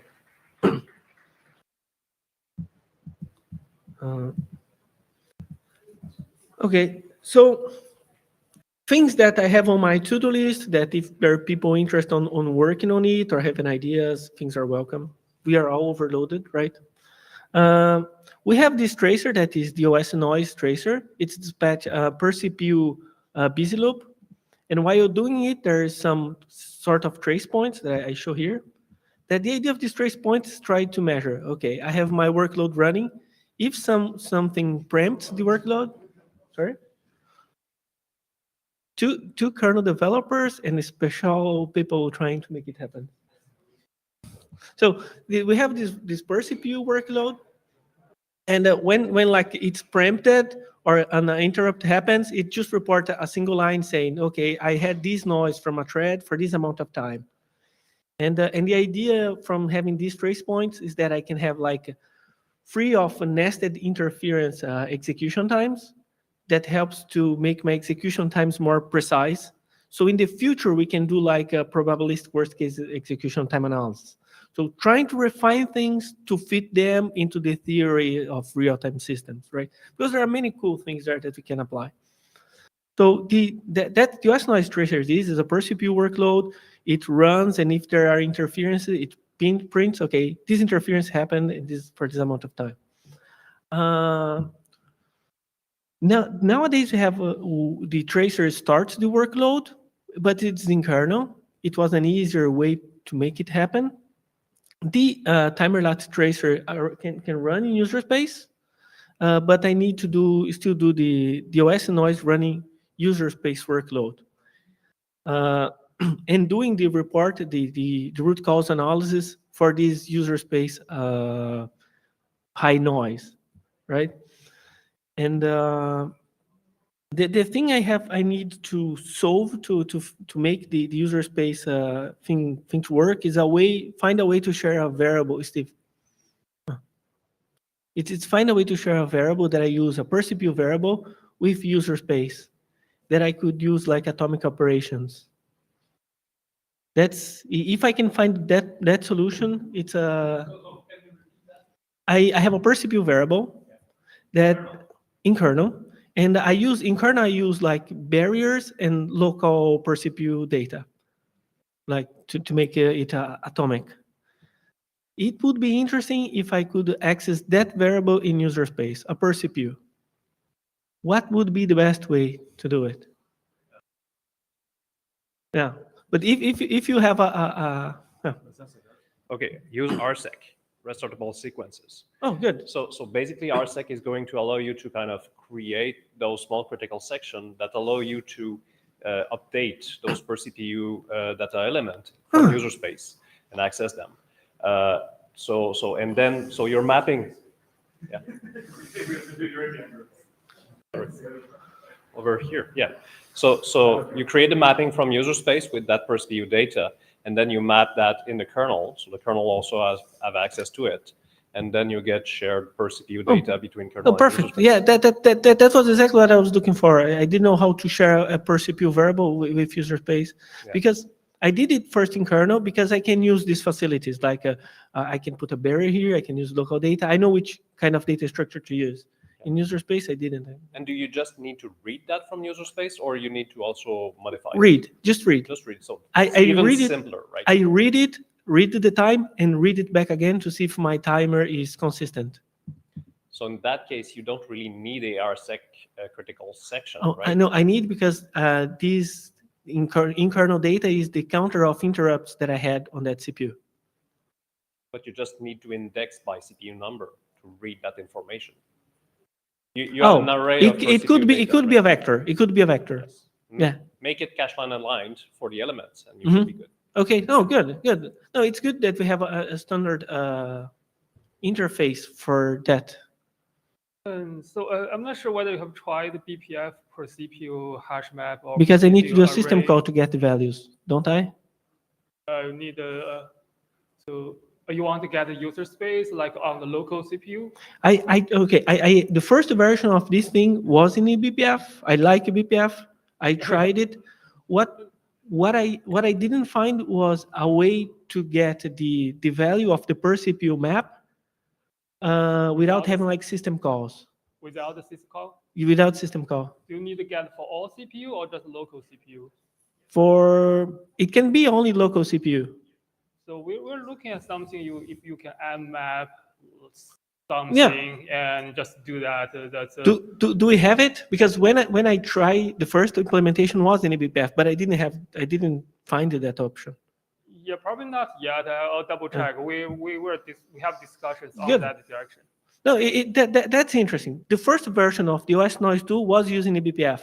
Then I had to move to the kernel because I couldn't do this Because the synchronization. overhead of Cisco is just Yeah, too expensive. because I'm trying to measure things like on a nanosecond, as small as possible. And then the system call was too large of overhead. Yeah, that's That's a that. use case we. Actually, so basically all you need to get is a memory map of like per CPU variables, memory map, one memory map location. You don't Yes. even have to use RSec. You don't have to do that. Right. No, but what I'm saying is one thing I was thinking you could do is why don't you, I mean, are you still using a TraceFS file system to do this?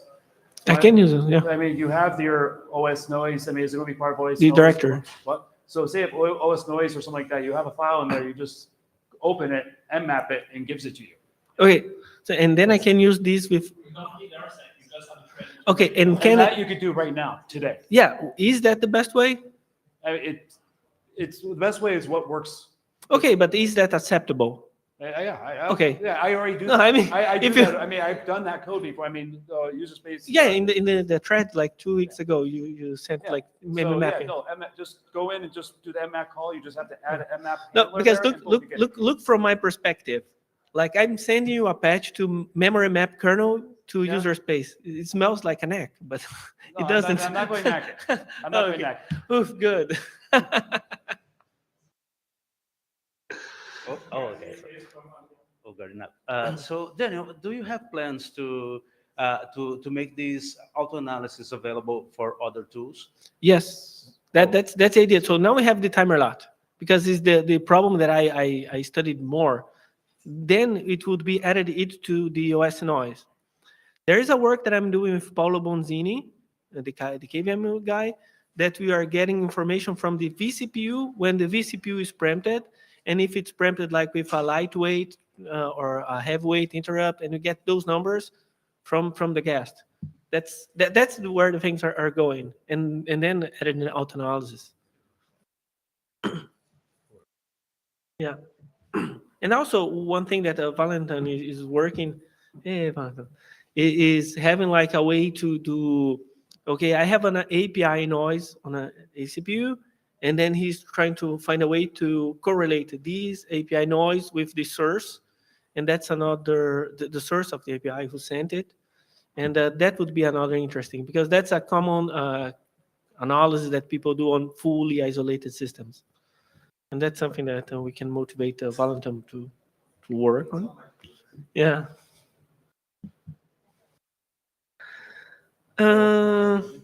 Just one small thing. If you need to extend this workload so that on the user space side, you would like to collect metrics, this is where you could use RSec and per CPU data to do things in user space and efficiently increment counters, for instance, if you need that. Yeah. No, but it's nice to have all these options and try out and make it out, because another thing that there is here. So here I'm creating like a specific testing workload, but in the field people might have their own workload, right? So for the timer lot tracer, we can have like any workload being activated by timer lot, and then the tool should do the auto analysis for the scheduling latency of any workload. So the idea is to make it generic. Having all these multiple ways to do, so if a person would like to do it in a BPF, good. If a person would like to do it in RSec, good. So what I would suggest is, I'll go so I get the camera. It should be following me. I don't know why it's not. Hello. You like me. It's not following me. Anyway, need to it likes you. So basically, if you just write the, no matter how it's like memory mapped, whatever, just write it generically, and maybe you can even have it injected in BPF or memory map. Like I said, it's perfectly fine to have a memory map and even do writes to the memory map. So. Yeah, it's just reading. Yeah. And it can even, you can do magic where it's opened up, memory map it, and it's that special data just for that one process. And another process could open it up and get another set. So it's not even though there are two tasks that are memory mapping the same thing, you actually give it two different fields, and that's perfectly fine. Yeah, and it's easy. Yeah. Actually, it is actually really easy.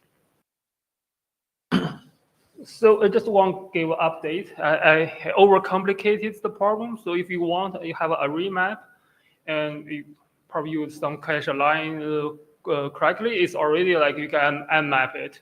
Yeah. And yes. what I was thinking about is something like fancier that you want the kernel to update your offset for you and a local CPU. No, it your doesn't local. need. It doesn't need. If you to need pay- the global, that thing's already there. Yeah, if you can do like mmap, we solve the problem for the BPF, so problem for everything.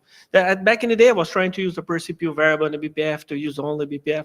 If it's possible to do more map and doesn't look like hackish, it's good for everyone. It smells like hackish, right? It's maybe map. Anyone else? Okay, Wait. I can. Okay, I have more things to ask. Oh yeah. No. Okay, just go on.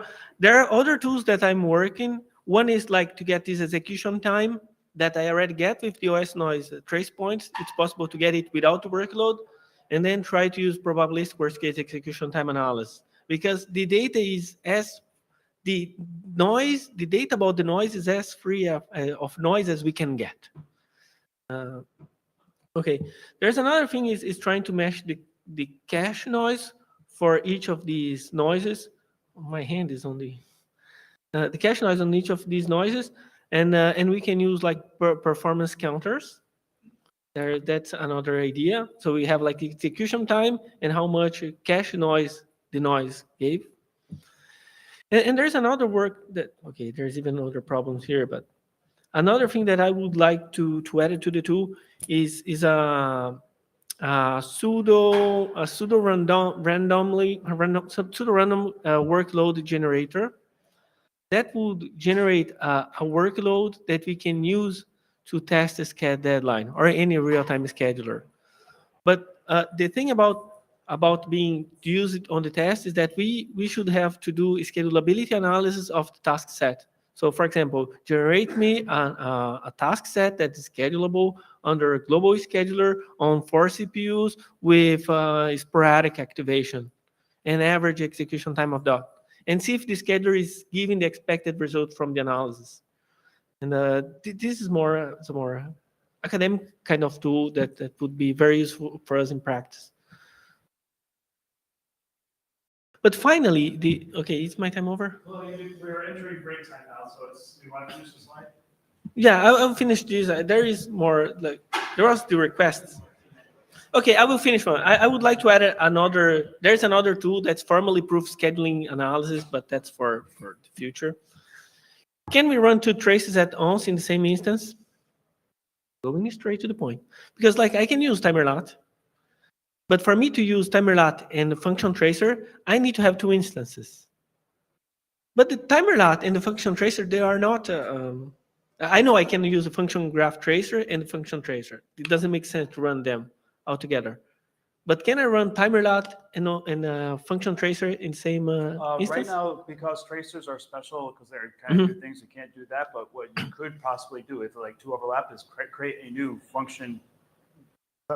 Function timerlat tracer? Yes, that's kind of like, I've actually had tracers like wake up latency tracer could use a function graph tracing instead of function tracing. Oh, okay. So wake up tracing uses function tracing in that, but they make a separate tracer of it. I can even use the same tracer enabling an option. Yes. Okay, That's good. exactly what the wake up latency does. Okay, I can like OS noise options, function tracer, and then, oh, Yes, good. yes. Sweet. A lot of NACs that are actually NACs. Yeah. And then, okay, this done. We can discuss this. We'll discuss it offline. Anyway, thank you very much. Oh, thank you. Okay, so on the schedule, we have another talk right now, but since we're overlapping with the actual break, we're going to swap the break and the talk. So right now, we're going to enter a 30-minute break, and then we're going to start in 30 minutes. So we'll be back at 4:40. We'll start again.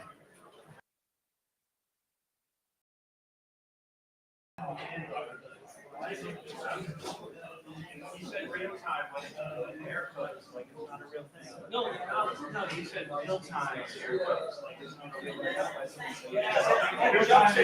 Because they only really need virtual days. And then my next question is, how many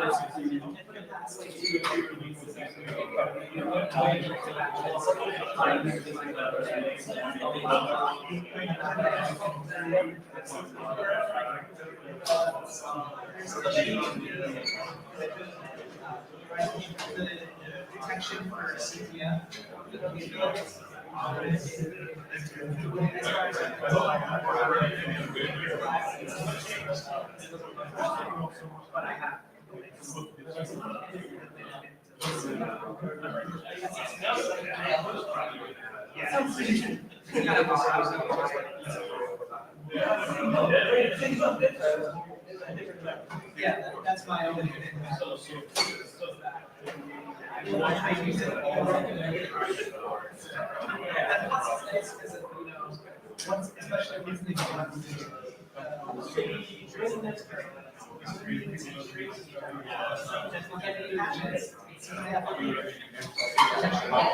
It's getting smaller.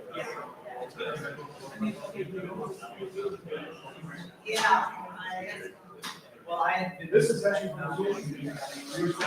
I wasn't running.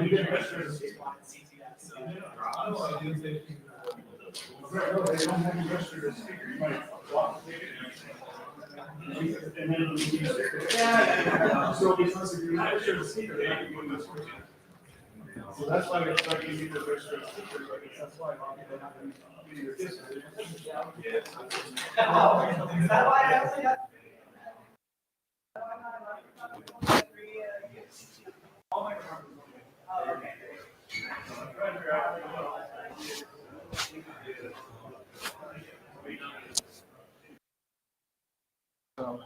Back.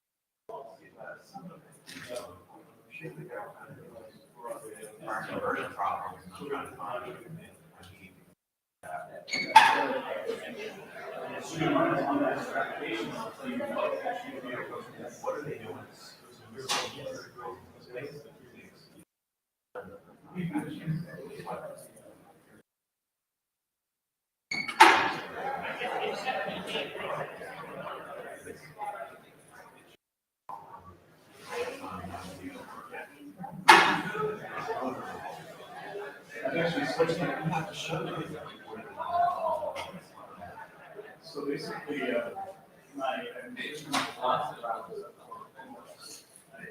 finding something who needs software. The world actually, there's a lot of applications that use software. Which basically means that anytime that is and a lot of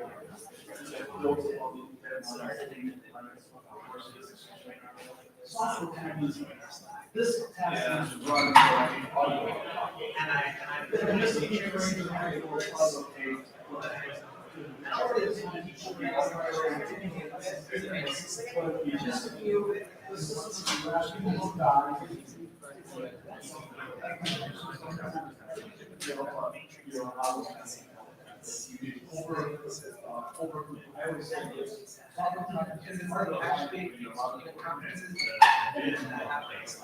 everyone should start so, quality of service. When you start doing too much, the quality of service starts to. So, overutilizing the resources. Something and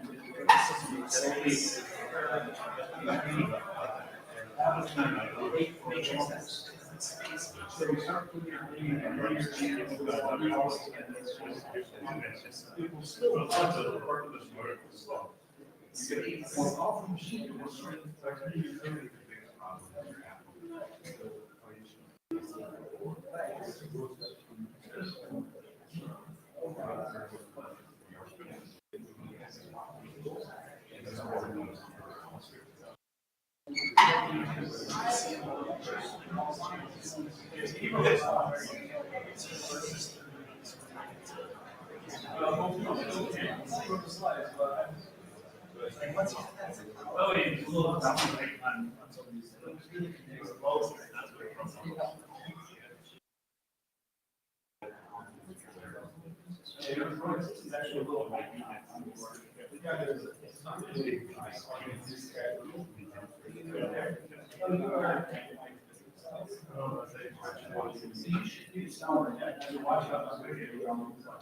and trying to figure out how to do that.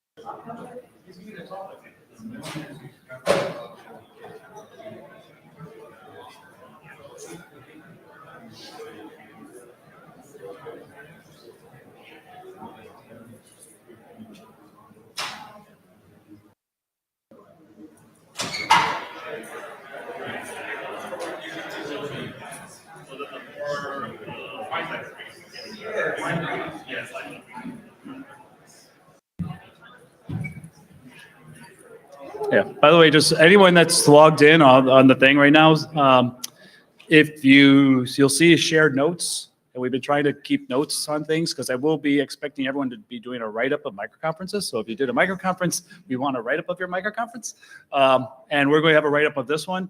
So I'm asking. Since Masami's been doing a great job at taking notes so far, and I tried to take notes when he was doing it, but now that we're doing it together, we kind of need a third person to take notes. So if someone wants to kind of take notes of this one, please, it'll make it a lot easier. So did you want to start off? It's your slides. But it's like when I talk to you, so it's like, I'm the one, okay, I actually have one more minute, but yeah, I actually proposed this talk. Masami actually wrote the slides for the talk. So. What?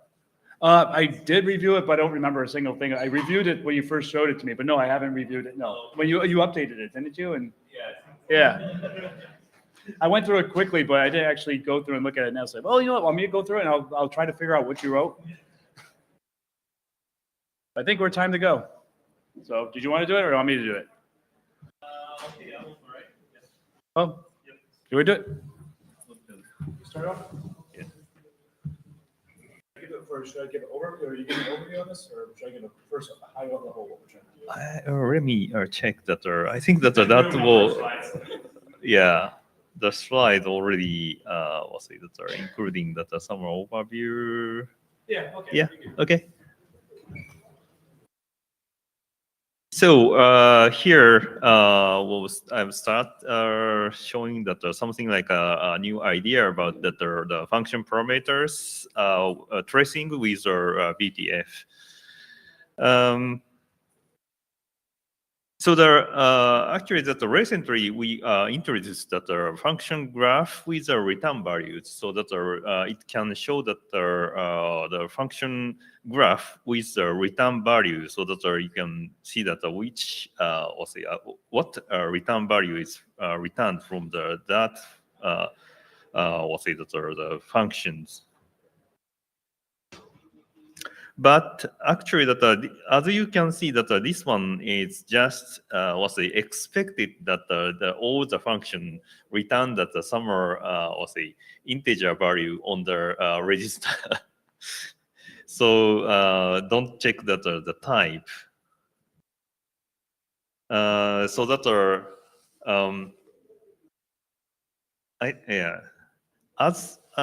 but the same as the function return value, maybe we can trace that the kernel the function parameters with the function graph, because that the function graph now are based on the f trace, and the f trace pass that f trace regs, which already have all the registers storing that the function parameter, so that we can do that.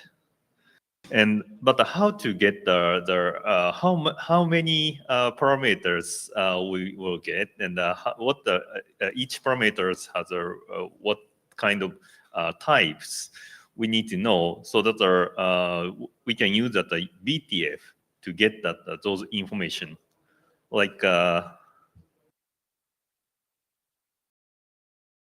So that's our BTF. Actually, that's our function prototype information. It's something like it's very similar to the f-trace regs. But anyway, the BTF function prototype information is in the kernel already, and that actually just showed has some information about the parameter, the number of the parameters, and each parameter types, and also that the function return types. Yeah, so that if we will see that the void, then we can skip that the showing that the return values.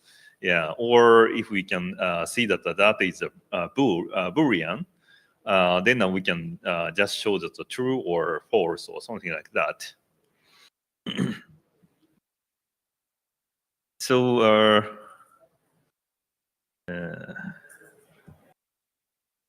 so function graph tracer with BTF is the idea.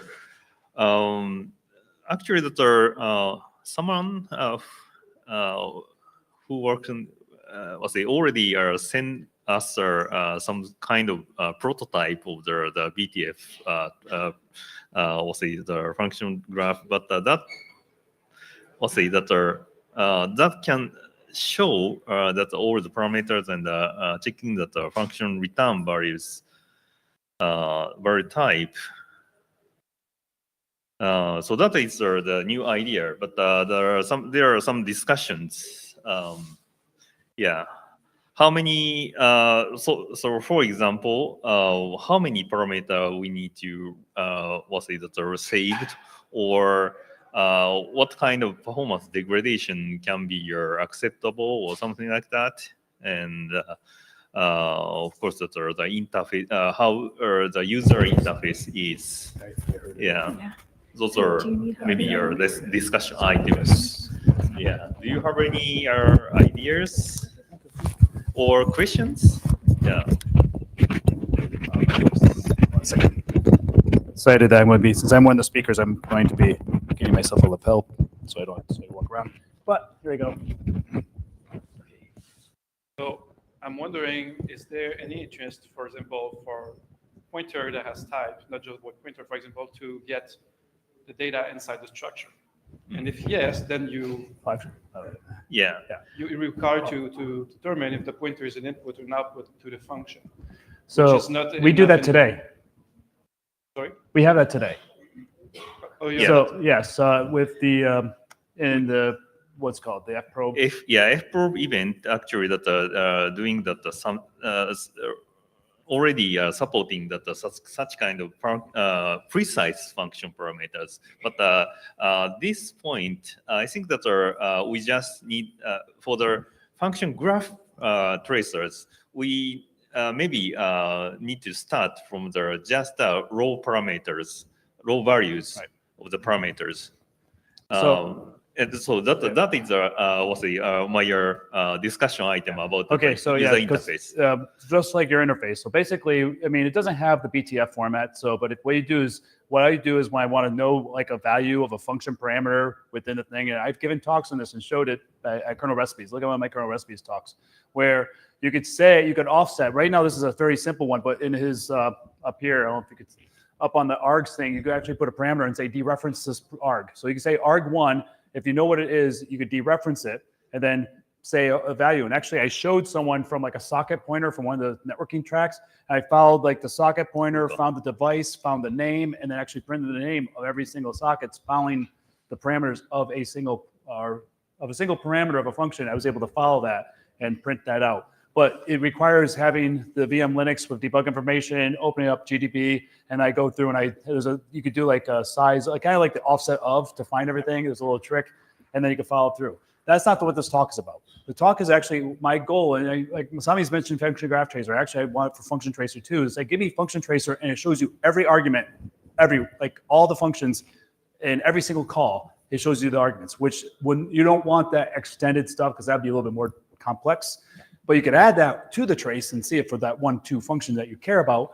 But a lot of times, like I just want to see the parameters. And there's so many times that I want to see the parameters. Now, my question here is, how expensive is that? Now, one thing I thought of doing is when you say enable it, is there a way of saying, I want a quick way of, here's a function. We have to look up the function type by IP address. I don't want to use KLSIMs. I want to say IP address. Here's how to retrieve the data. Could we, even if we have to generate, when you enable this, it's got to go generate a table.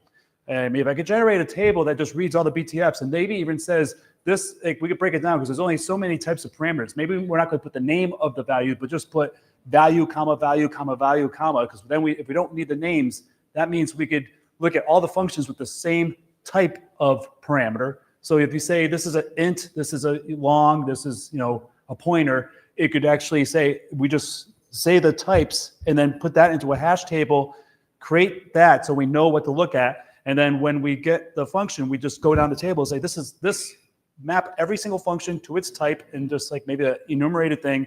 Look at this, go there, give me the data and throw it in the trace. And then at the end of during the trace, like when we do the output of the trace, we could then actually go look up the BTF because the recording of the trace is time critical. That's the fast path. The reading of the trace, it means that we can just do a slow lookup and actually throw the names onto it if we want the names of it. Just an Ronaldo? alternative to a lookup table would be probably to have a bytecode interpreter somewhere like that. Yeah, that would work. That would work. Yeah, it's like, You could say, I want just the functions that handle skbuff. And then you would enable just those functions that has that skbuff as one of its parameters. I want to, I want to be able to say, hey, filter every function here that has this value. Oh, value or type. Let's say you want to follow, let's say, a connection, Yes. a TCP connection. So every function that has as one of its arguments a pointer to a socket, let's say, you would enable it. Oh, you mean saying, you're enabling- saying basically enable all the functions that have this type. This type, yes. But okay, that could, I mean, that's something It has different. this type or returns this type. And then you can follow a class.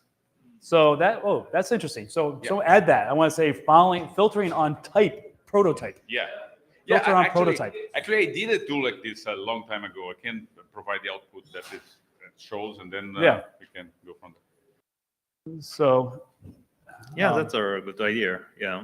So that I would like to get the more requirement or ideas to I mean, it's a way for you to. There are lots of functions in the kernel, but you want just some subset of it, and the criteria for choosing it is class. Yeah, maybe we can make a filter online from the BTF. Yes, So that yes, Actually, going back to your point, or one guy, what did he leave? Yep. Okay. Yeah. So we're going back to his point. What we could do is if we filter on type, then we could say, okay, we know the type. That means if we want to know, not just, we don't want the value of thing with this type, because if it has this type, we want to go and look into its structure and maybe follow the pointer and then say, give me that. Yeah, the tool that I did a long time ago, it got a snapshot of the contents of the data structure. And then you see like a function graph tracer right. And then you see where some of the fields changed over time, let's say.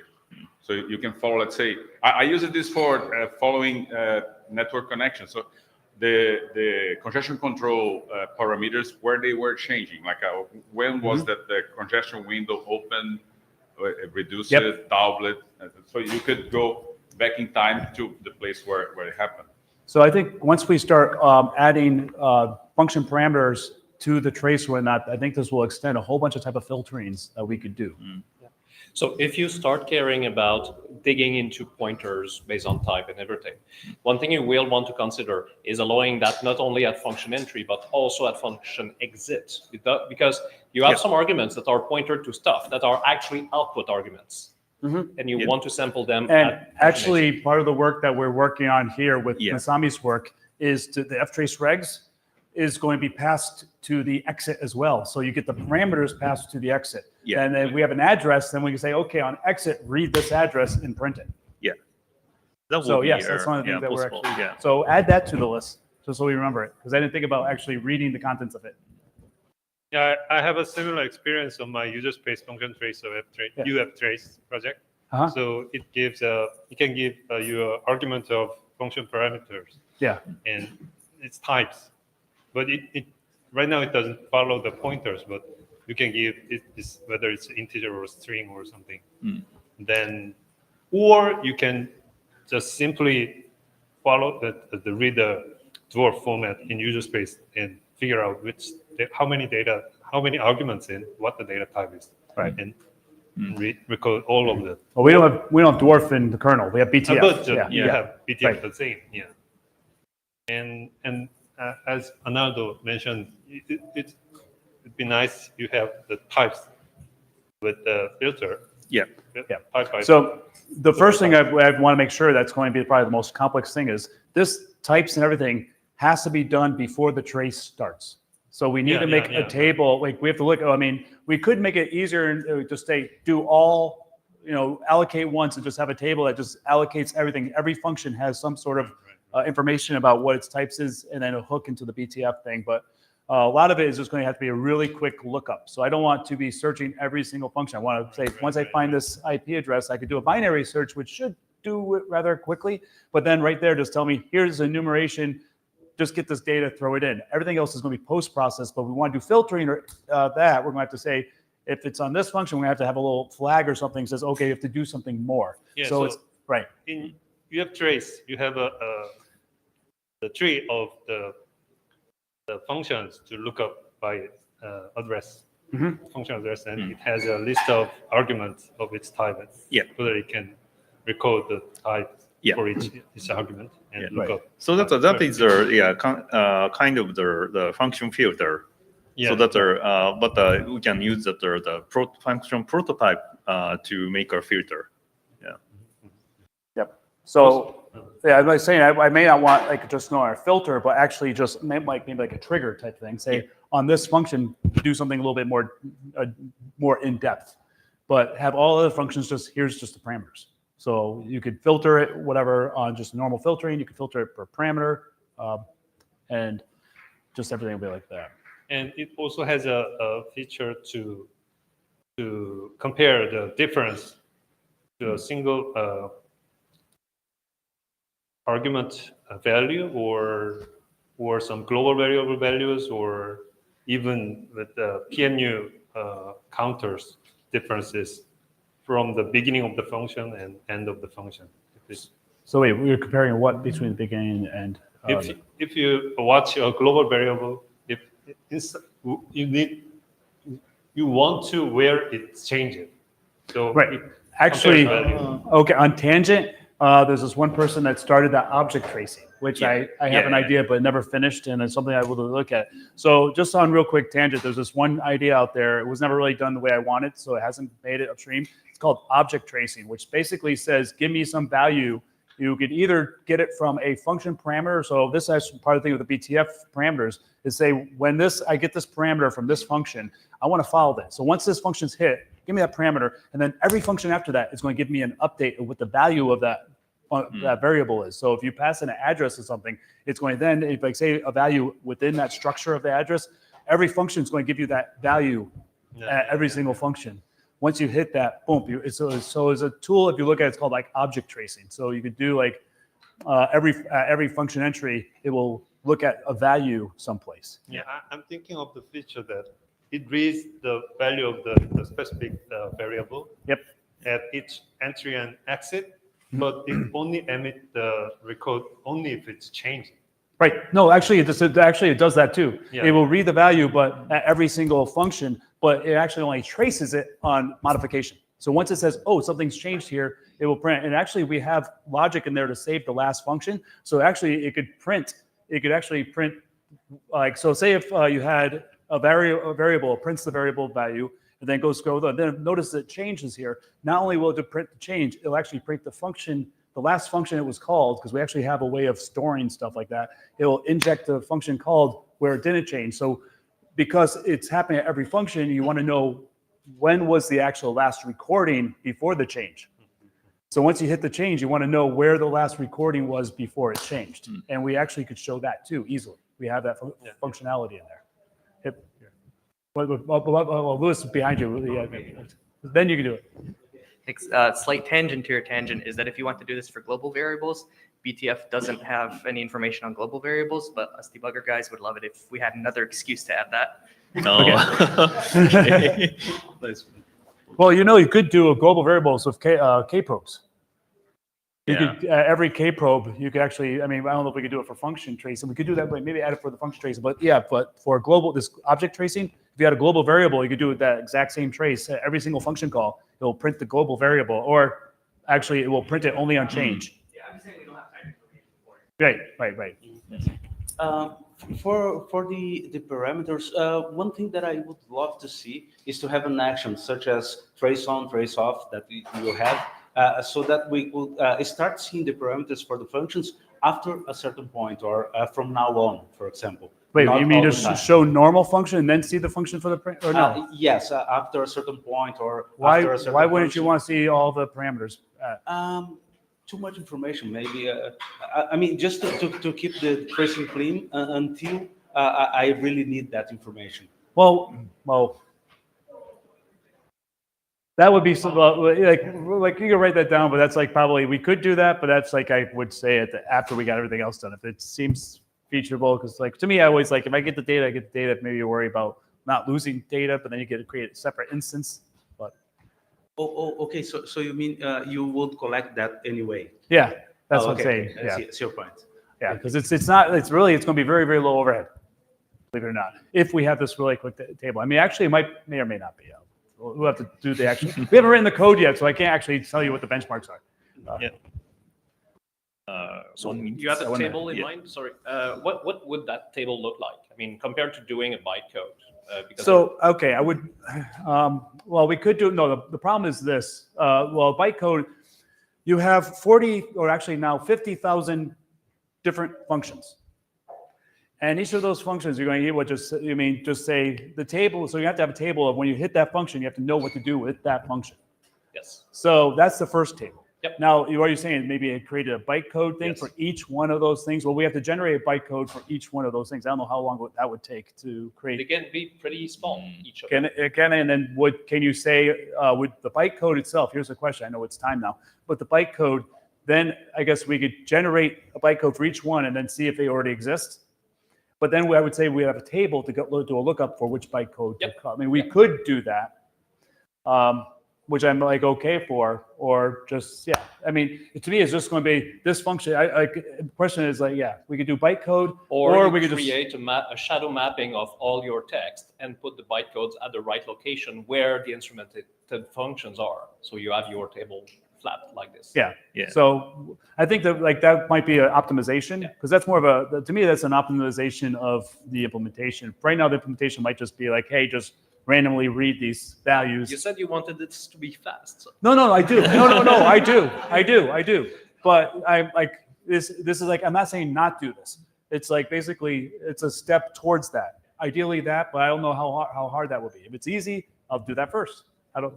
Yes, we will. Okay. But anyway, I think Yep. we're It's time's up. time up. Yeah. Okay, thank you. Thank you. I forgot who's next. Who's next on the schedule is Performance Monitoring and Control Unit. Hi, Stephen. It's probably me. I'm joining remotely. Yep, I think he's online. Online. Yeah, so he's a remote. We have a remote presenter. Could you change that? Whoops, I'll change it. Yep. And then I have to get. How can I share the slides? Hold on a second. I'll let you know. Let me see here. So which one is yours? The this one. Yeah, that's one, right? That one. Yeah. And whoops, is that right? Yeah, was it? Okay. And let me make you presenter. Okay, cool. Oops. You should have control of the slides now. Yes. Yes. Okay. Okay, thank you. Yeah, so I'm presenting a performance monitor control unit, and so the outline is basically what's the motivation we do it, and what this unit does, and then the software design of this module, and then a short demo of how we use this module, and then the main challenge we face when implementing and integrating this to the kernel. First, we all know what PMU are. Performance monitoring units are like they are hardware counters for events. For some hardware events, it can get you some information for cycles, cache hits, cache misses, and instruction retires, etc. And they are great for performance analysis, and then it helps you to do some decision. For example, if you are trying to improve the performance of some programs like that. But when we use PMUs, we found some problems. And the first is it's affecting latency or time-sensitive workloads. For example, if we use a perf stat to monitor some VMs, and when we count 100 plus events, and it's impacting the latency a bit. For I just show a screenshot on the right side. Cyclic test latency increases by around 50%, and then this is just an example. The second thing is each perf processes it occupies a certain a number of CPU utilization. And if we monitor more processes, the more CPU utilization it occupies. This might be fine for some like debugging or personal environment, but in some production environment, this is very expensive. So what we try to do is to experiment a hardware module that offloads this kind of PMU accesses from CPUs. This is what we call PMC, and then it basically control the core PMUs through external memory map interfaces. So the main function of this is pretty much simple. It just configure the core PMUs and let it count for a while and switch events on the next. And then when the event counting stops, it take out the PMU readings and save it to memory. A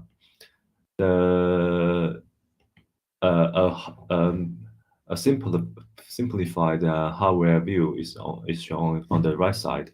It's basically a control unit with some DMA function. On each round, it will process a full event list, and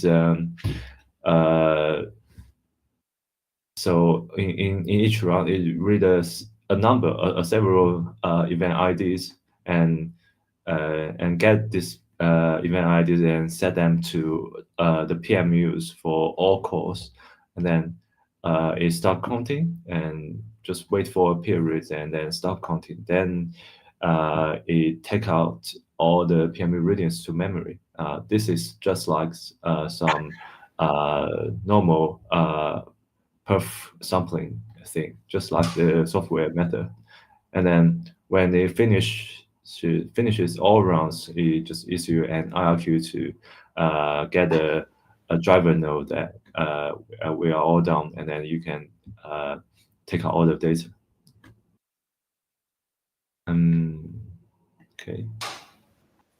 So what we design with the software is pretty much cooperating with the perf event orchestrator framework. It's the orchestrator framework is basically a kind of a quick path to transfer the data from the driver or hardware to the user space. And then we're currently many consist of 4 layers. The first one is like some user interfaces with the sysfs files. So users can configure the event IDs and some device-specific configurations. And then it's basically used with perf tool. So you can start control the data recording with perf record, and then decode the data with perf report or perf script. And in the kernel part, we implement a driver that interacts with the perf event framework, and then it just get the orchestrator buffer from the perf framework, and then get the events and configurations from user space and try to make up a sampling configs for the hardware to produce the PMU sample data. And then the hardware will put the samples into the existing aux buffers. And when we have all this done, and these OSC buffers are passed to user space. This is mainly the software design framework. And there is a link there if interested. A short demo is like this. We just enter some event IDs. This is compatible with the ARM spec. And then we started something with peripheral codes, just a command like that. Here we configure 10 samples, and then each sample takes up 4 milliseconds. This is a bit messed up here. So to decode the data, we use peripheral port command, and then data structure is looking like this. And the basic thing is like in each sample we capture the context ID, which is the process ID of the program that runs on each core, and then some PMU events we designate, and we'll capture that for all cores. A short demo is like on the right side. The data output will consist of a header, and then a vast majority of the data body is just some counts for each event. Okay, so the main challenge we face at the moment is how can we like synchronize this external access with the internal PMU accesses. Like we said before, so this device is accessing PMU through this ARM PMU external memory map interface, but in the kernel, it's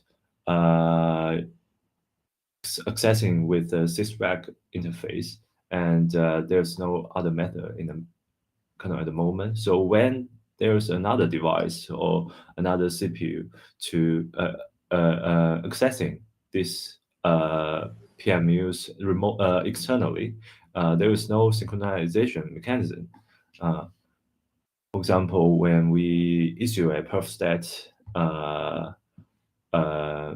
command below, and then the kernel is handling these events locally for within each CPU, and then there is another device messing up this PMU operations at the same time. This will produce incorrect results for both like the local perf events and the external perf events. But I think we may need some mechanism to synchronize this. This might be very easy, but very easy to implement, just to reserve some, just to implement some interfaces that can allow other modules or other devices to reserve some counters, or just lock up some counters for external uses. Yeah. The other thing is, so this ARM PMU external memory map interface is in the spec for many years, but we haven't get them enabled in the kernel yet. I'm a bit new to the kernel development, but I'm not familiar with the history of like why it is not in the kernel at the moment. And I think my question is, shall we like enable support for it?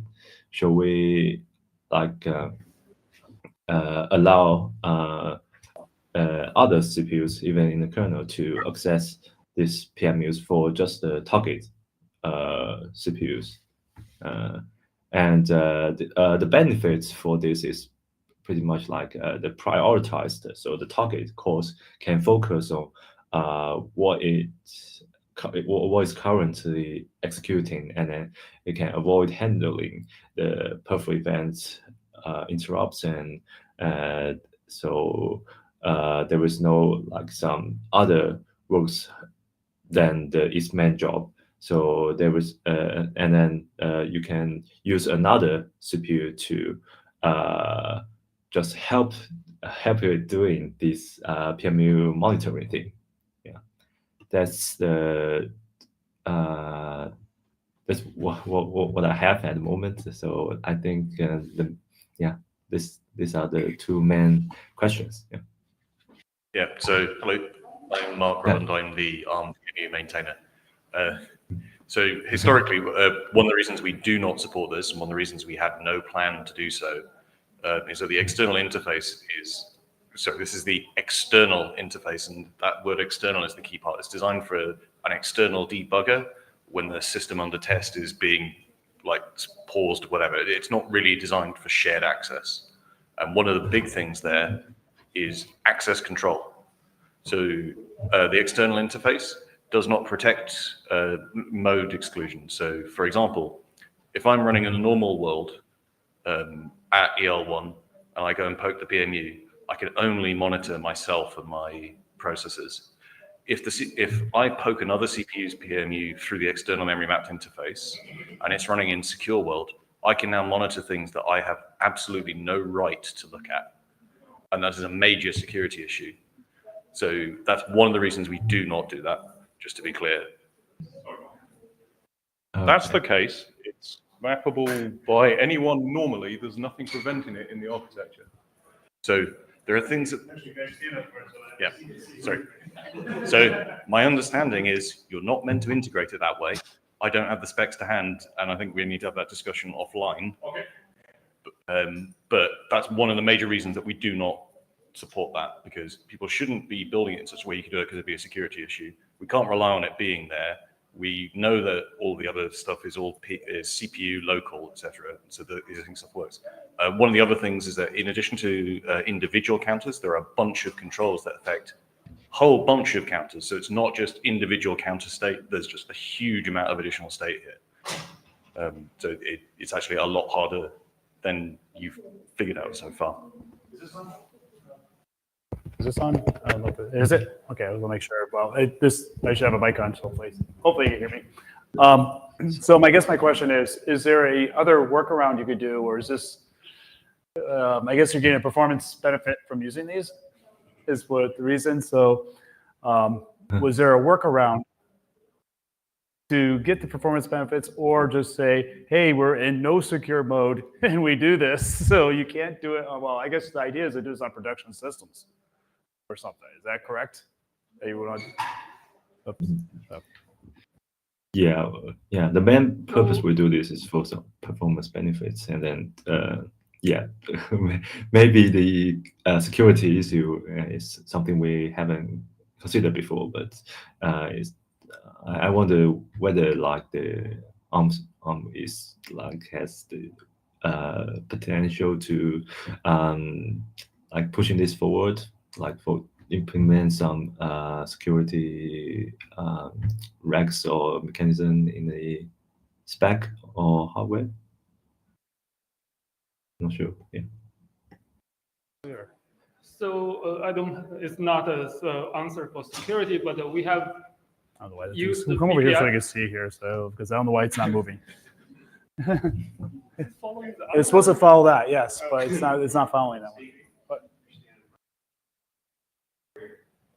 oh, that's the sensor. Oh, this is. So we have tried to use VPF to manage this perf event for like reading stuff, and for recording we're not sure yet, but there are ways to avoid like from what we experience is like you on each contact switch, if you enable disable counter, that costs a lot. So we replace that with some like a read instead. So basically you have the young counter running, but you don't disable it. Yeah, so my understanding is for the use case here, the overhead isn't because you're context switching, it's because you're having to read the counter to get a sample out. And in order to take the read, you have to get into the kernel, out of your workload, to go and read the counters, stash that into memory, signal something to go and deliver it to wherever, and then return back to your workload. My understanding is that's the problem. So regardless of how you do that reading, if you're getting away from your workload by going into the kernel, you've already got the overhead. You have a here? Stand up. I don't understand the premise of your problem here. You're saying and it's too expensive to do per stat in per thread mode. Is that the case? Are you doing per stat in per thread mode? And you have thousands of threads, and the context which you need to save and restore the events, right? That's the premise, right? Or did I miss something? Okay, so a typical use case for this, I'll just face the camera, sorry. A typical use case for this is monitoring large numbers of VMs from the hypervisor. No, system-wide. We don't care because it's about workload balancing. So no. Ignore the context switching. You're saying per stat, I know why you're giving this. It's not stat because you're taking periodic samples of the counter value, right? So it's... You could do it with perfect record, you can do it per stat, but the whole point doesn't really... Yeah. So it doesn't really matter. The whole point is, in order to read the counter at all, no. In order for the hardware to read the counter, to get that update of what the counter value is, code has to be running in kernel mode. So if your workload is a user space workload and it's happily running along, you have to take an interrupt into the kernel, go and read the counter, go and stash that away somewhere, and then return back to your workload. And the problem being discussed is that blackout period from the workload is there. Okay, actually, I might say thank you very much, since we're at the time. So that was very, very, it got lively at the end. Thank you very much. That's exactly what Linux Plumbers is about. There's a chat going on. I believe there's even a Matrix channel. So Matrix, I think it's called. Is it Matrix? Or what's the LPC events? What? Yeah, matrix.lpc events. Go there. There should be a tracing thing. Please continue the conversation later. Take notes. Send email to the mailing list. That was Mark Rutland. CC him. He'll CC everyone else as necessary. But thank you very much. Thank you. Thank you, everyone. I believe D-Trace is next.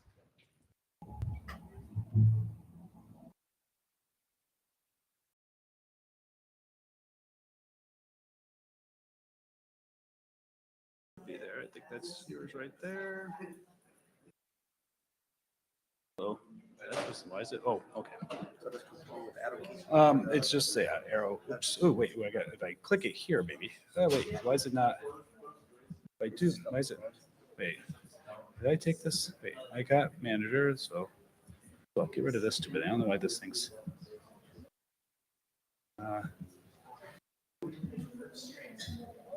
Why is it still not? Oh, wait.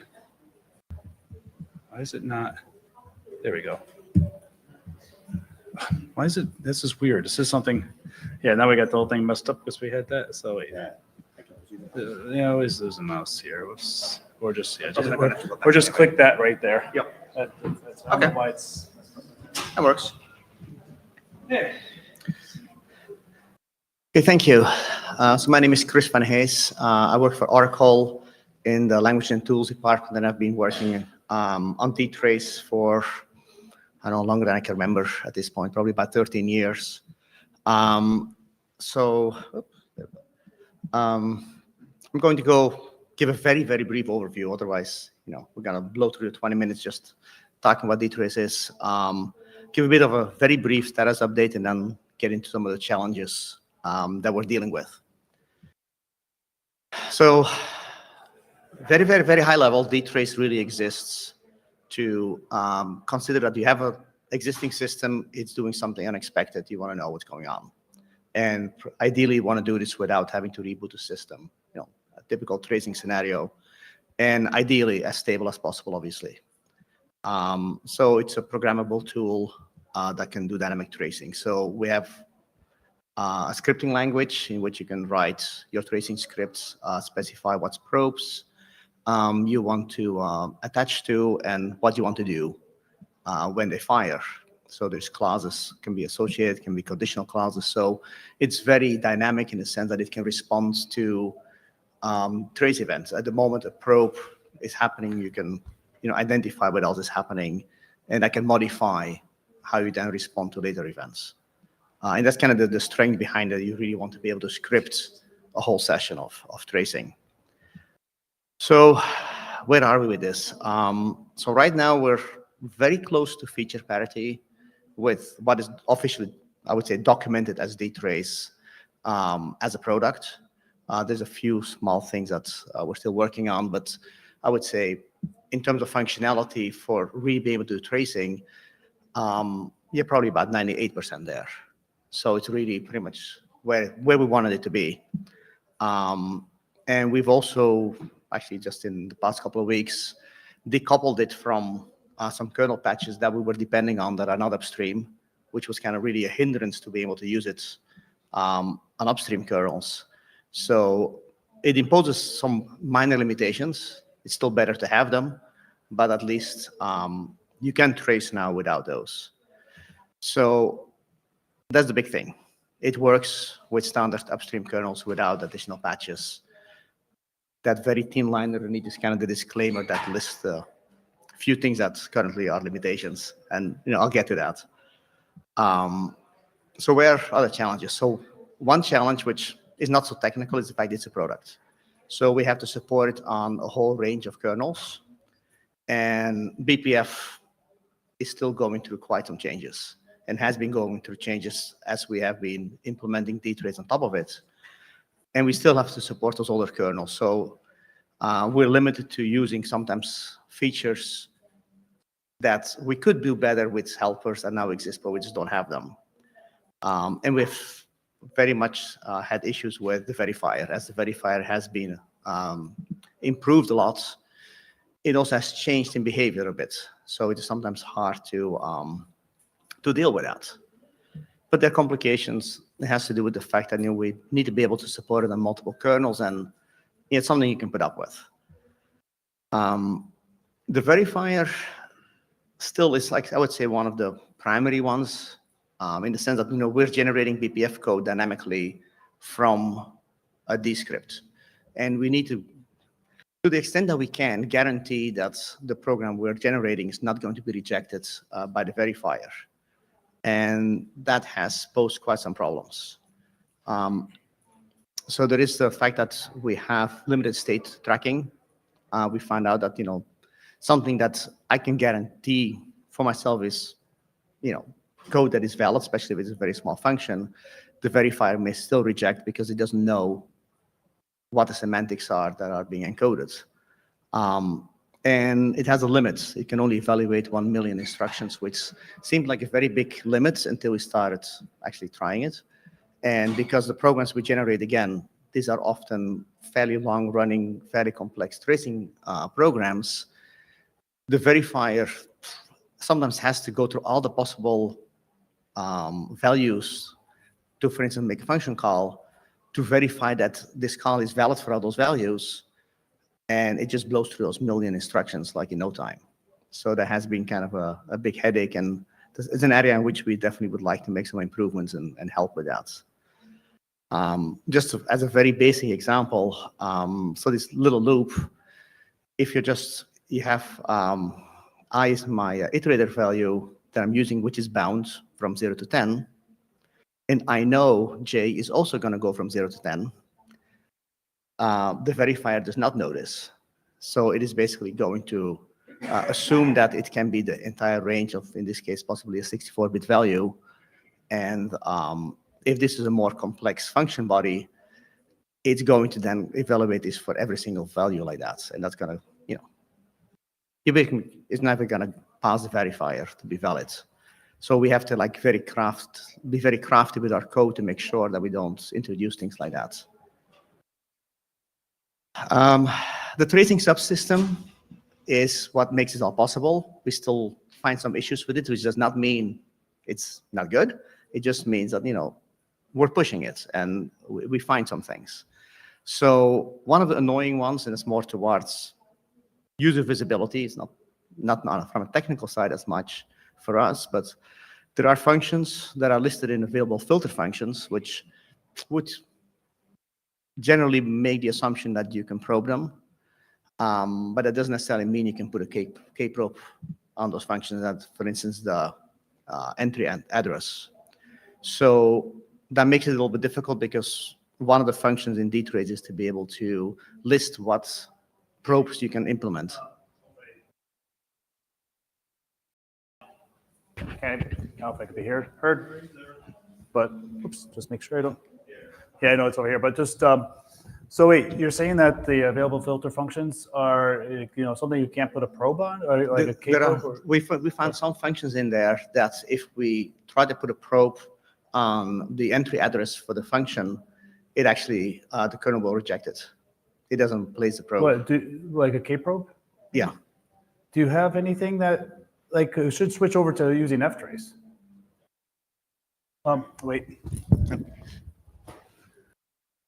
So if you use the field using that something like a wildcard or filtering that the same also that multiple functions with just one program, or what say that you will run the different program on the different each what say that the functions. Yeah.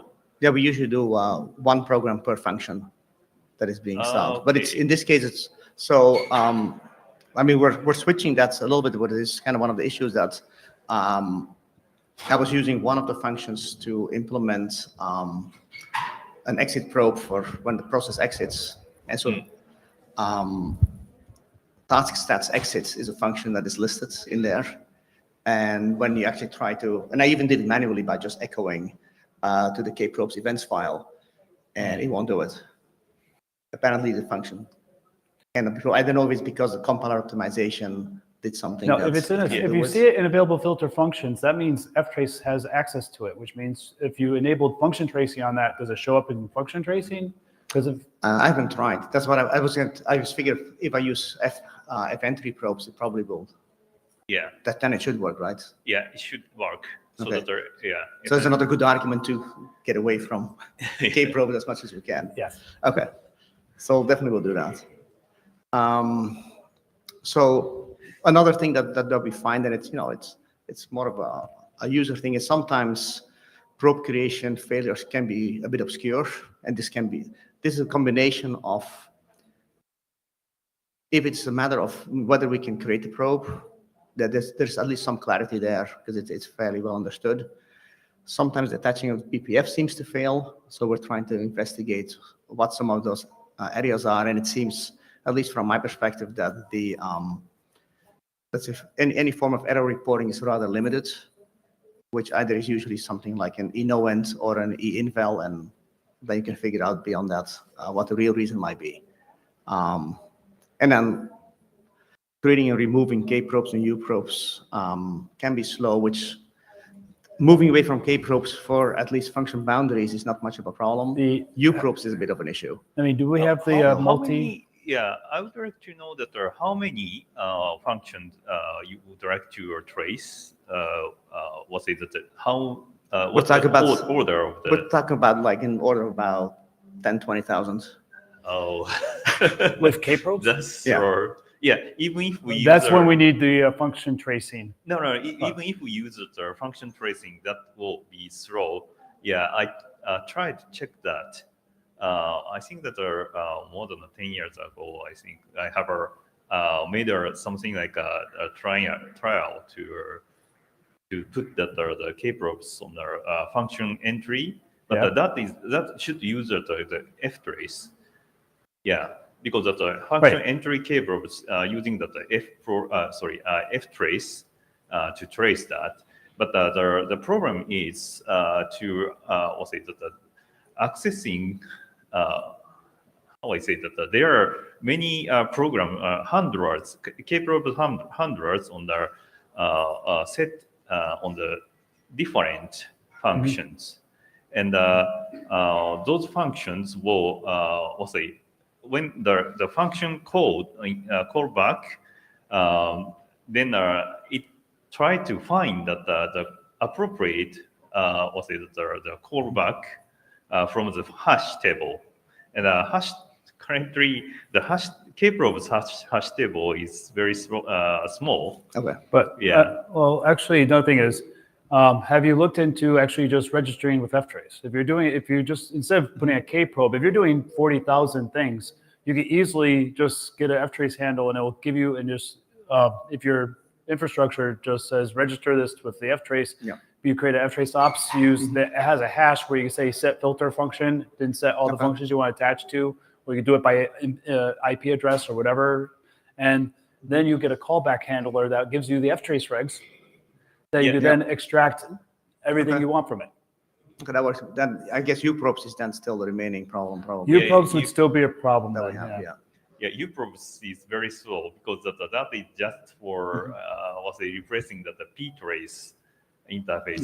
Yeah. So that are not using the signal, but it's still very slow because it interrupt the user space and need to emulate the original instruction inside the kernel. Yeah. So that's still an aspect that's where we're going to be looking at some different solutions to try to get away with that. So another thing we have, and this is fairly specific to dtrace, but I think it has come up over the past couple of years with other tracers as well as a concept, is that symbol names that exist in modules, a convenient way to refer to them is by module name as a pair, the module name and the symbol name. But then if you have a module that can be either built in or it can be loadable, it's based on the configuration of how the kernel was built. And often like a trace script might be written to support tracing a specific functionality where we don't necessarily know if the kernel that is going to be running against has this as a built-in module or as a loadable module. And so if it is as a loadable module, then this naming will work perfectly fine because we can look in KAllSyms and the module name is associated with the symbol. But for built-in modules, that's not the case. And so we had some previous work trying to resolve that. But that's, we kind of came up with a different solution. So what I'm currently proposing, and I'm working on getting a kernel patch submitted to upstream, which hopefully will be well received, is using the linker map data that generated during the kernel build. At least one of the options you can do, and generate a list of addresses within the kernel that are associated with code and data that belongs to a certain built-in module. So just a very small file, essentially text file that can be installed under libmodules that then, given an address, you can very quickly look up if actually this belongs to a built-in module, and so you can have that name correspondence. I guess the question there is whether or not it's like, okay, you have to put that someplace, that text file. So maybe it's like a proc. I don't know what the name is. Well, typically would be like, it could be under like libmodules as a regular file. Libmodules?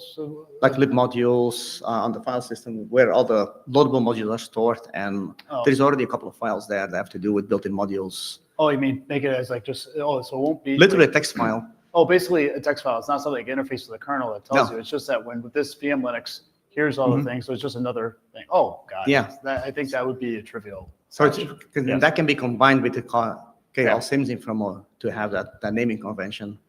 And I think anybody can benefit from that to be able to have like more consistent working from symbols. I think it's going to be more for distribution, whether or not I mean, to get like, it's like you have a sim map table when you build your kernel, you get a bunch of some other extra files. So it sounds like you just want this file to say, I don't know if I don't know what the sim map has, if sim map could actually even include that.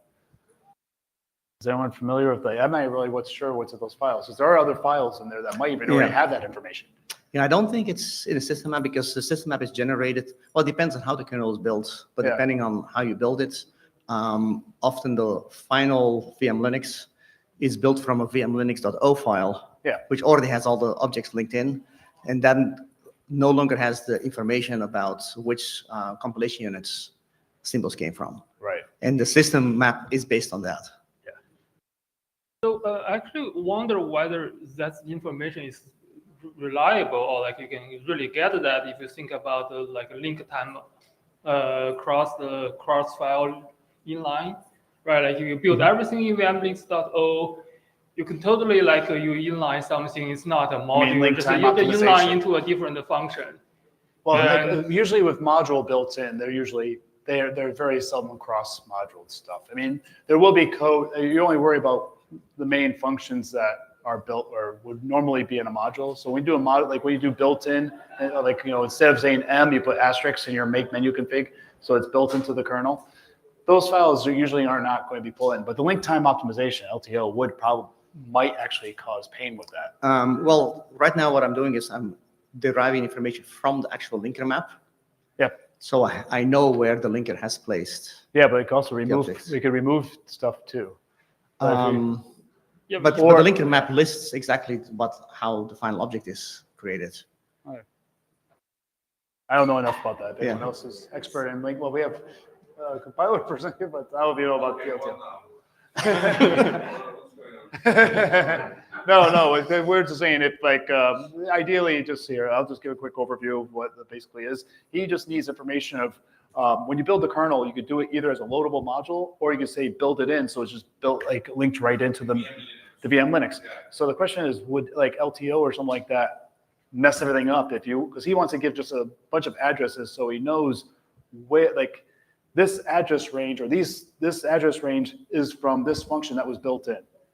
So the question is, will LTO mess all that up, or will he still the final linker script or the final linker object or whatever gives you the information that this is where I guess he just wants to know that this was built in. This is like module code that's built in. Well, I mean, if you are working with. I mean, you have symbols, and if you know those symbols that are function symbols, right, then you can determine what corresponds to each symbol, to each function. Well, the thing is, then there's multiple. You have one symbol that's the same in 10 different functions. Because it's static. It's still basically address. Well, yeah, then you link, and but are you using LTO? Well, some people are. Yeah, I'm sure you may be able to. But anyway, we're actually at time. Yeah, okay. So, we have to look at that. Yeah. Yeah. We'll talk about it. You guys work together, aren't you? Yeah. So yeah, I guess if I can add one plug within like 2 seconds, variable data in PTF. We just come up everywhere, so okay, we want it. Okay, thank you. Thank you.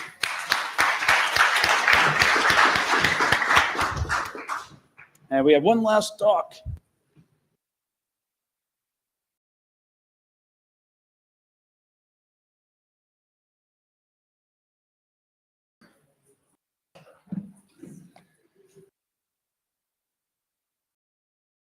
I guess, if you could sit down on me because you're kind of doing part of it after I'll do the quick view up.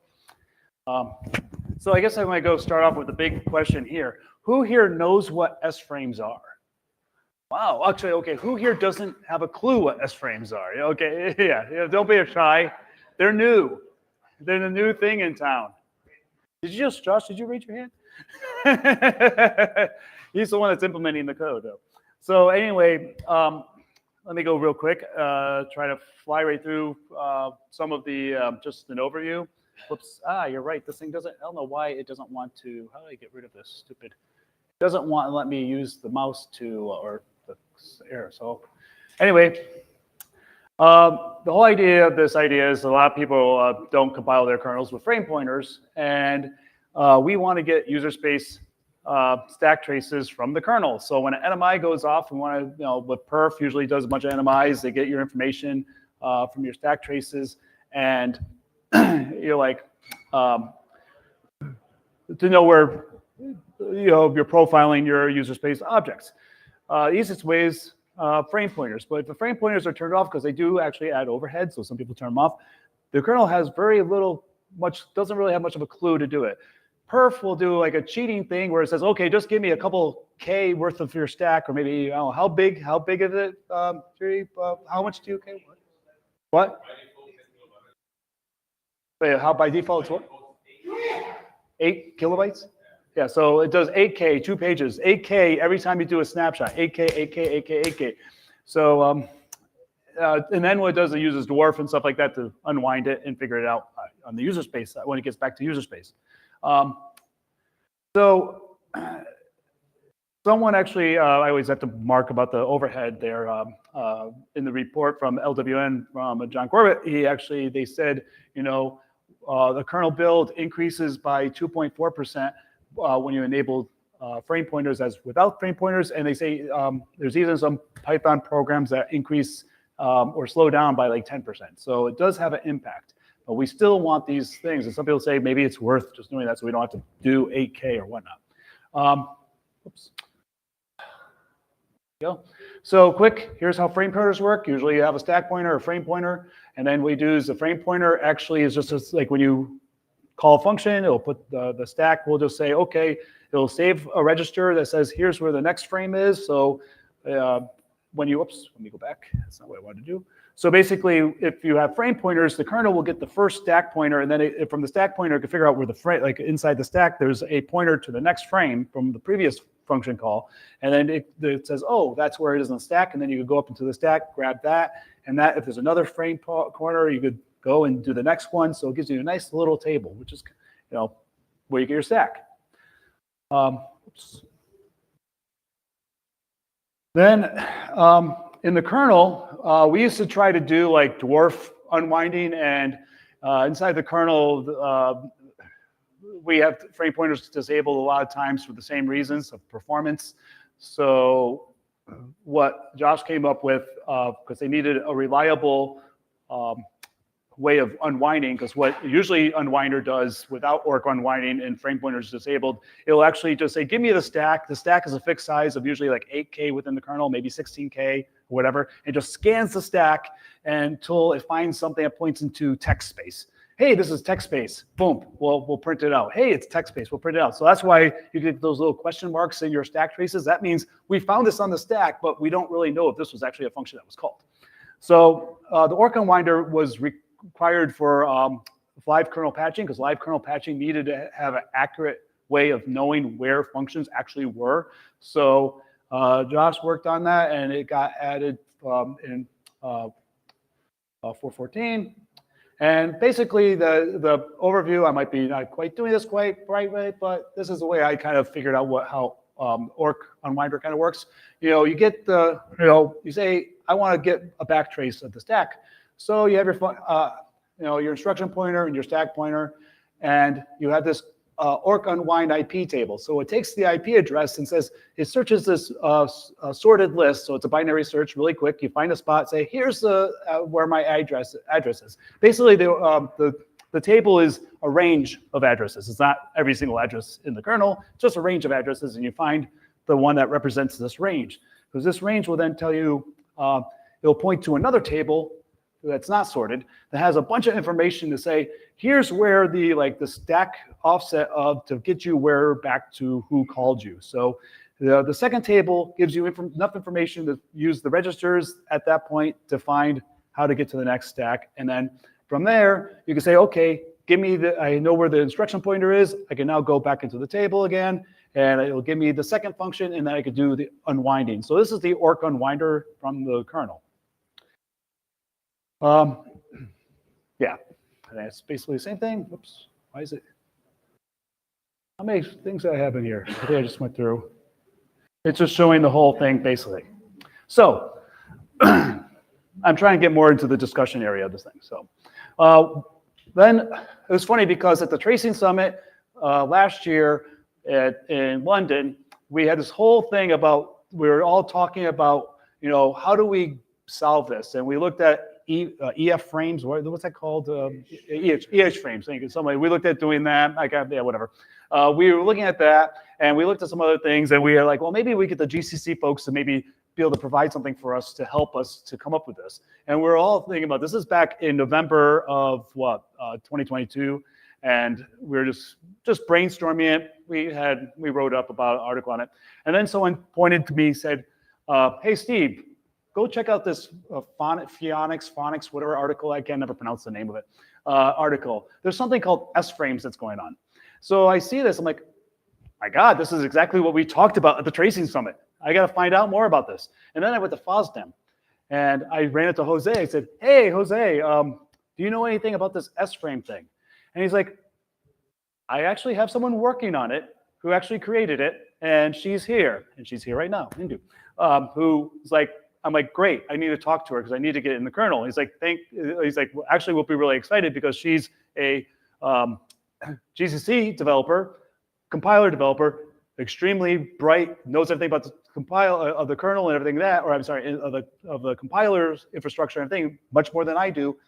But she's still new for the kernel and doesn't really know how to actually get into the kernel. I said, great, I think we'd make a great team. We could work together and try to get this done. Unfortunately, at the time, Google had a lot of layoffs, and my workload changed completely. So I was kind of pulled off of this work quite a bit. I had someone else to work on this. He was pulled off of this work. But luckily, at Kernel Recipes, when I brought this up again with Brandon Gregg, another person, Josh there, said, hey, Steve, will you be okay if I work on this? And I'm just like, thank you, please. Learn to delegate. So, so the idea is basically S-frames is just like the Orc Unwinder, but for user space. And what we have now is the ELF. What they have actually in bin utils right now, Indu is actually implemented. By the way, she's the one that actually wrote the spec. She's the one kind of, this is her creation. So what's in glibc right now, it does have ELF sections called S-frames. So my idea was for the simple side, the simple static side, you have a code. When you call execit, it goes, there's a bin ELF file in the kernel that actually parses all the sections of the ELF file to know where it is. It could say, hey, there's an S-frame there, and it could set a flag or just a pointer or something in the task truck so that later on we can then get access to that. Now, here's the problem with that. Let's see if I have it here, because I haven't really looking at my own slides. Yes, here's the problem we have that we have to be careful about. NMI is usually a lot of times where we do our stack trace. Thing is, the S-frames is in user space, which means that it's highly likely that's even in memory. It's on the disk. So we need to get to that. And we can't get to that from NMI context. And one of the things, remember that 8K of data that's recorded? Say if you have a long kernel function call and you're taking, say you take 1,000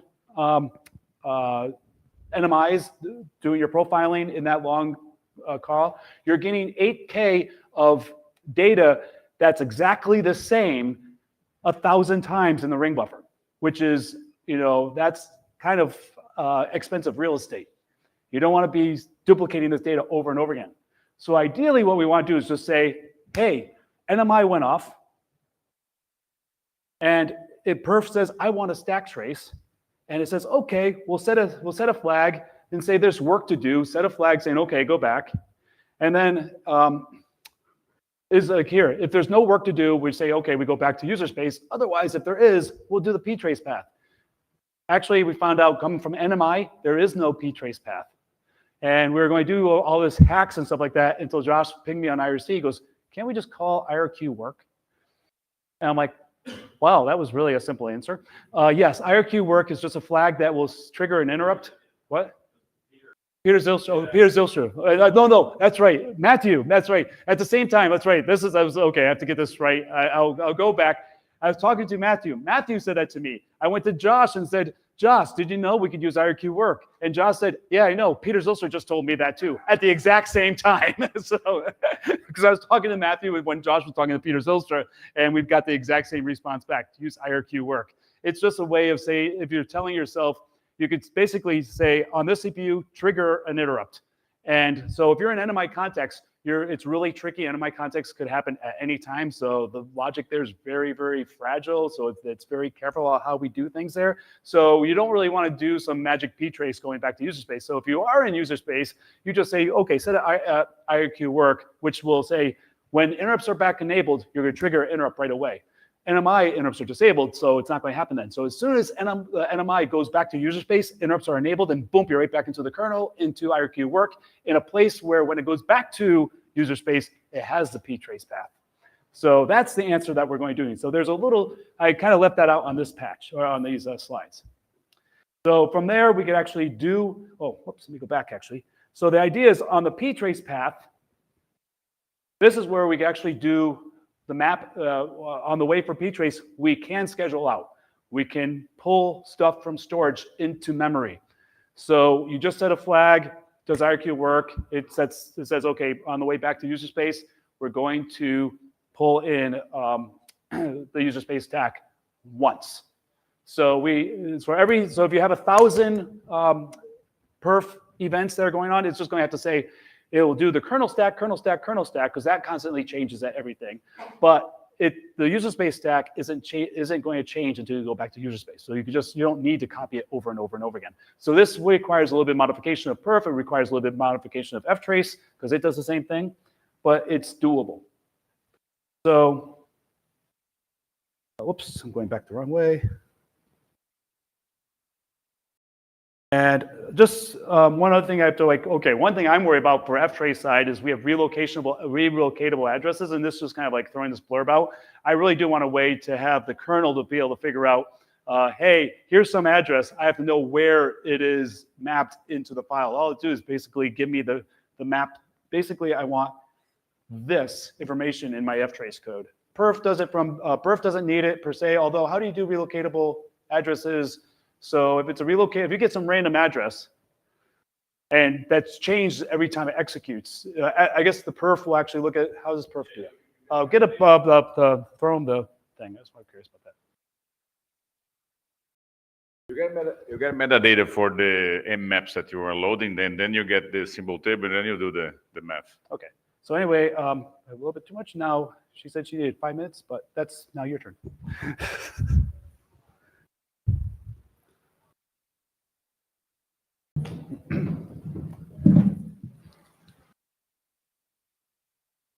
So yeah, S-frame for JIT, all of this is quite evolving, but it is in the works, as in there are asks for it. So I have few things that I can talk about. Again, a disclaimer: this is all in the scoping, stage right now. But basically, what we're trying to do is answer these basic questions.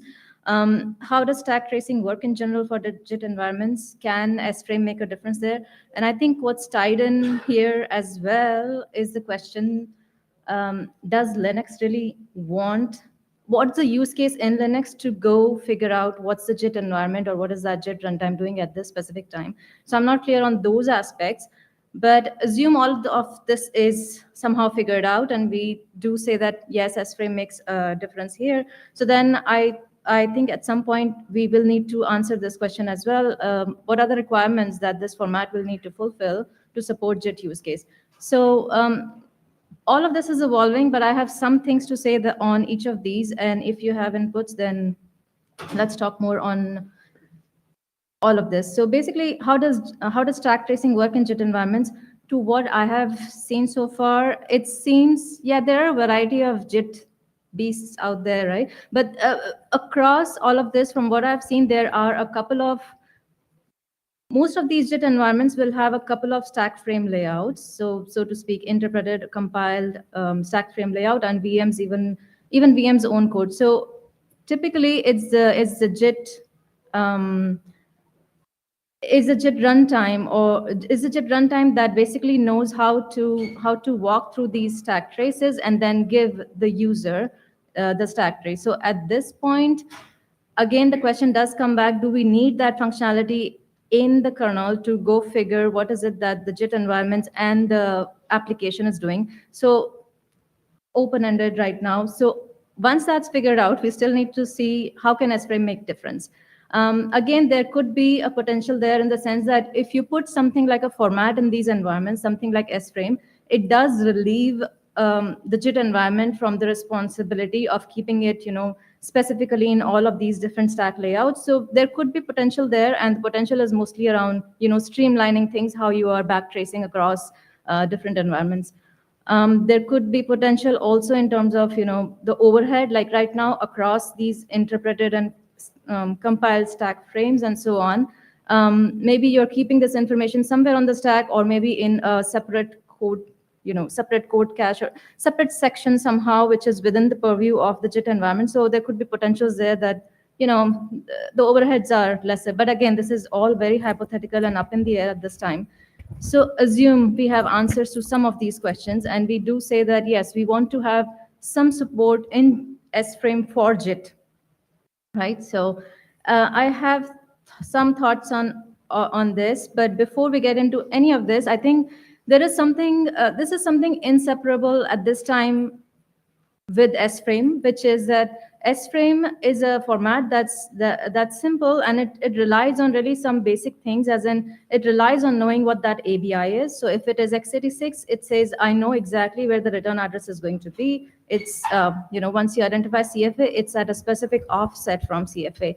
Or it says, if it's the other ABI, I know that the return address is a register or it's in the frame record and so on. So this information is tied in S-frame. So so if you're talking about extending S-frame to different stack layouts, which is what JIT, runtimes would do,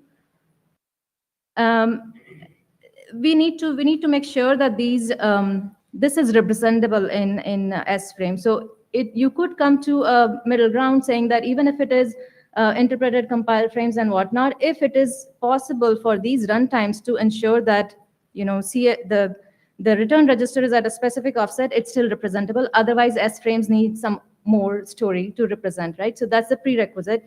The stack frame layouts are somehow PS ABI compliant or similar looking, So with that said, what is it that we need to support from Actually, I'm hoping you will have something to say.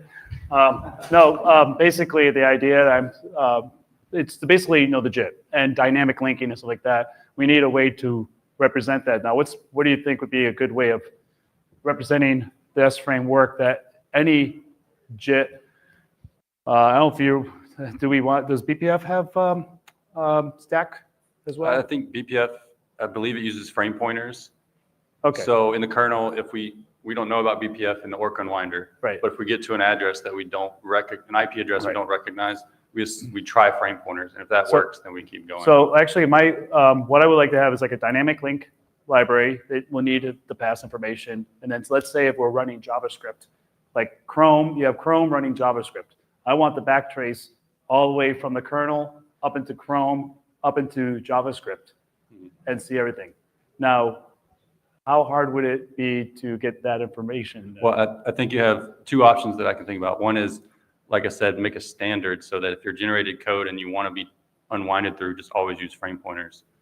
And that way, But let's say if like always use frame pointers, that means that we have a performance hit. We want generated code, yes. What? In the generated code, yeah, you would have frame pointers in the generated code, Yes. not the rest of the system. But yeah, you're right. And then the other option would be have the generated code also generate S-frame for its functions. So I guess my one question that you guys were talking between I'm going to try to articulate it a little bit here, is what is S-frame have all the necessary information that could be used from just like from the kernel point of view, which is just registers and stack addresses to say, hey, here's a table to I would think so, unless the stack is complicated. Like it's not just always like if they align the stack and then the stack pointer stored on the original stack pointer stored on the stack somewhere else.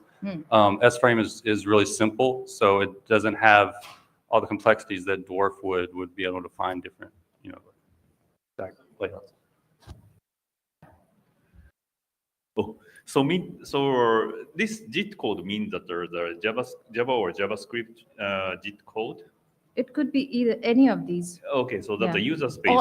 We are trying to just answer the question of what is it that a JIT environment may take. Now, the specifics may vary, like JavaScript's V8 engine may do something different than what Java JVM may do, of right? course. And there is something, so JIT code needs the previous original, let's say byte code or something like that.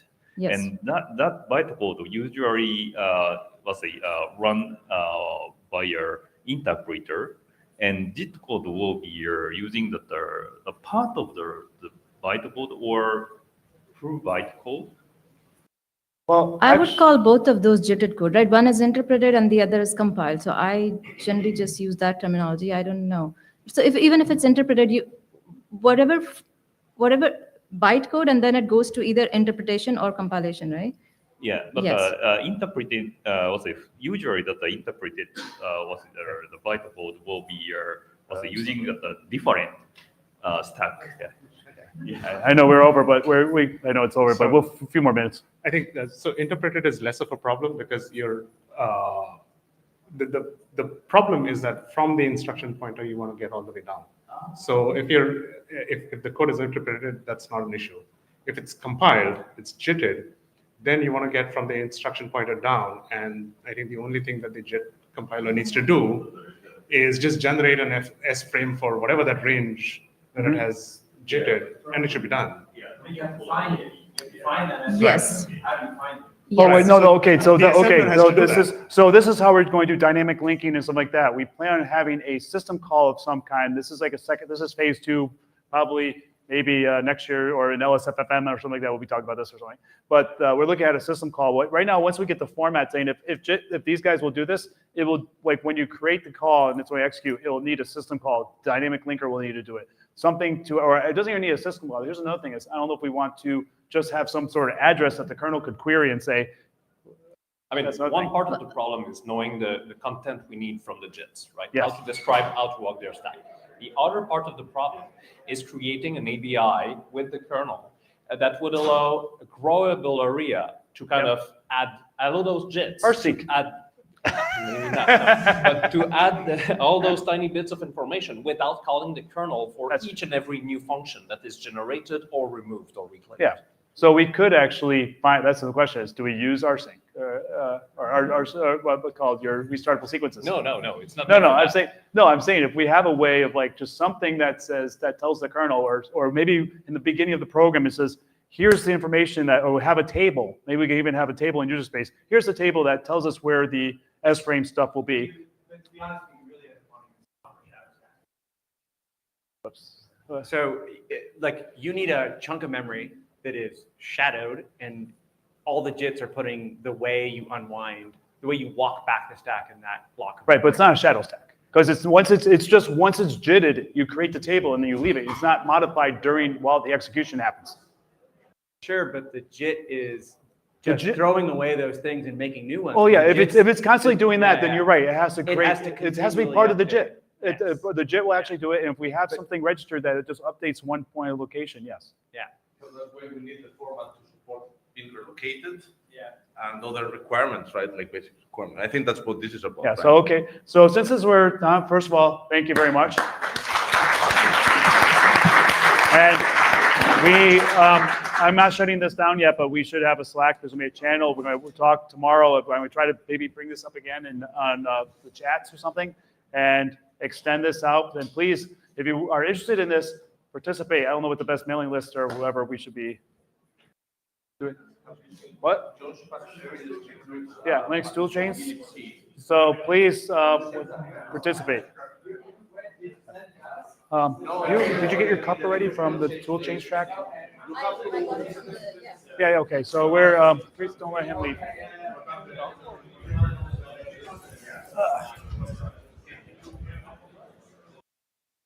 Okay.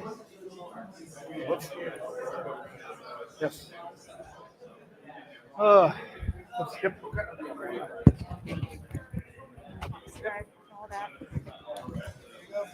Very nice.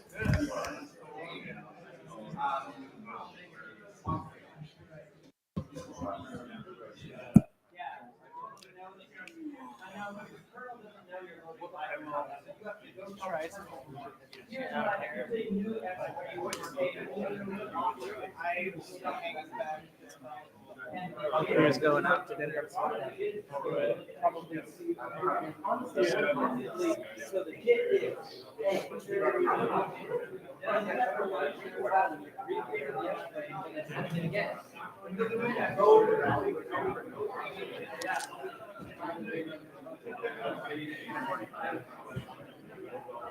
You're in here? Yep, I am. Oh, wait, hold on. Your really hot, like, you open it and it's just warm. Yeah. Take that sucker back.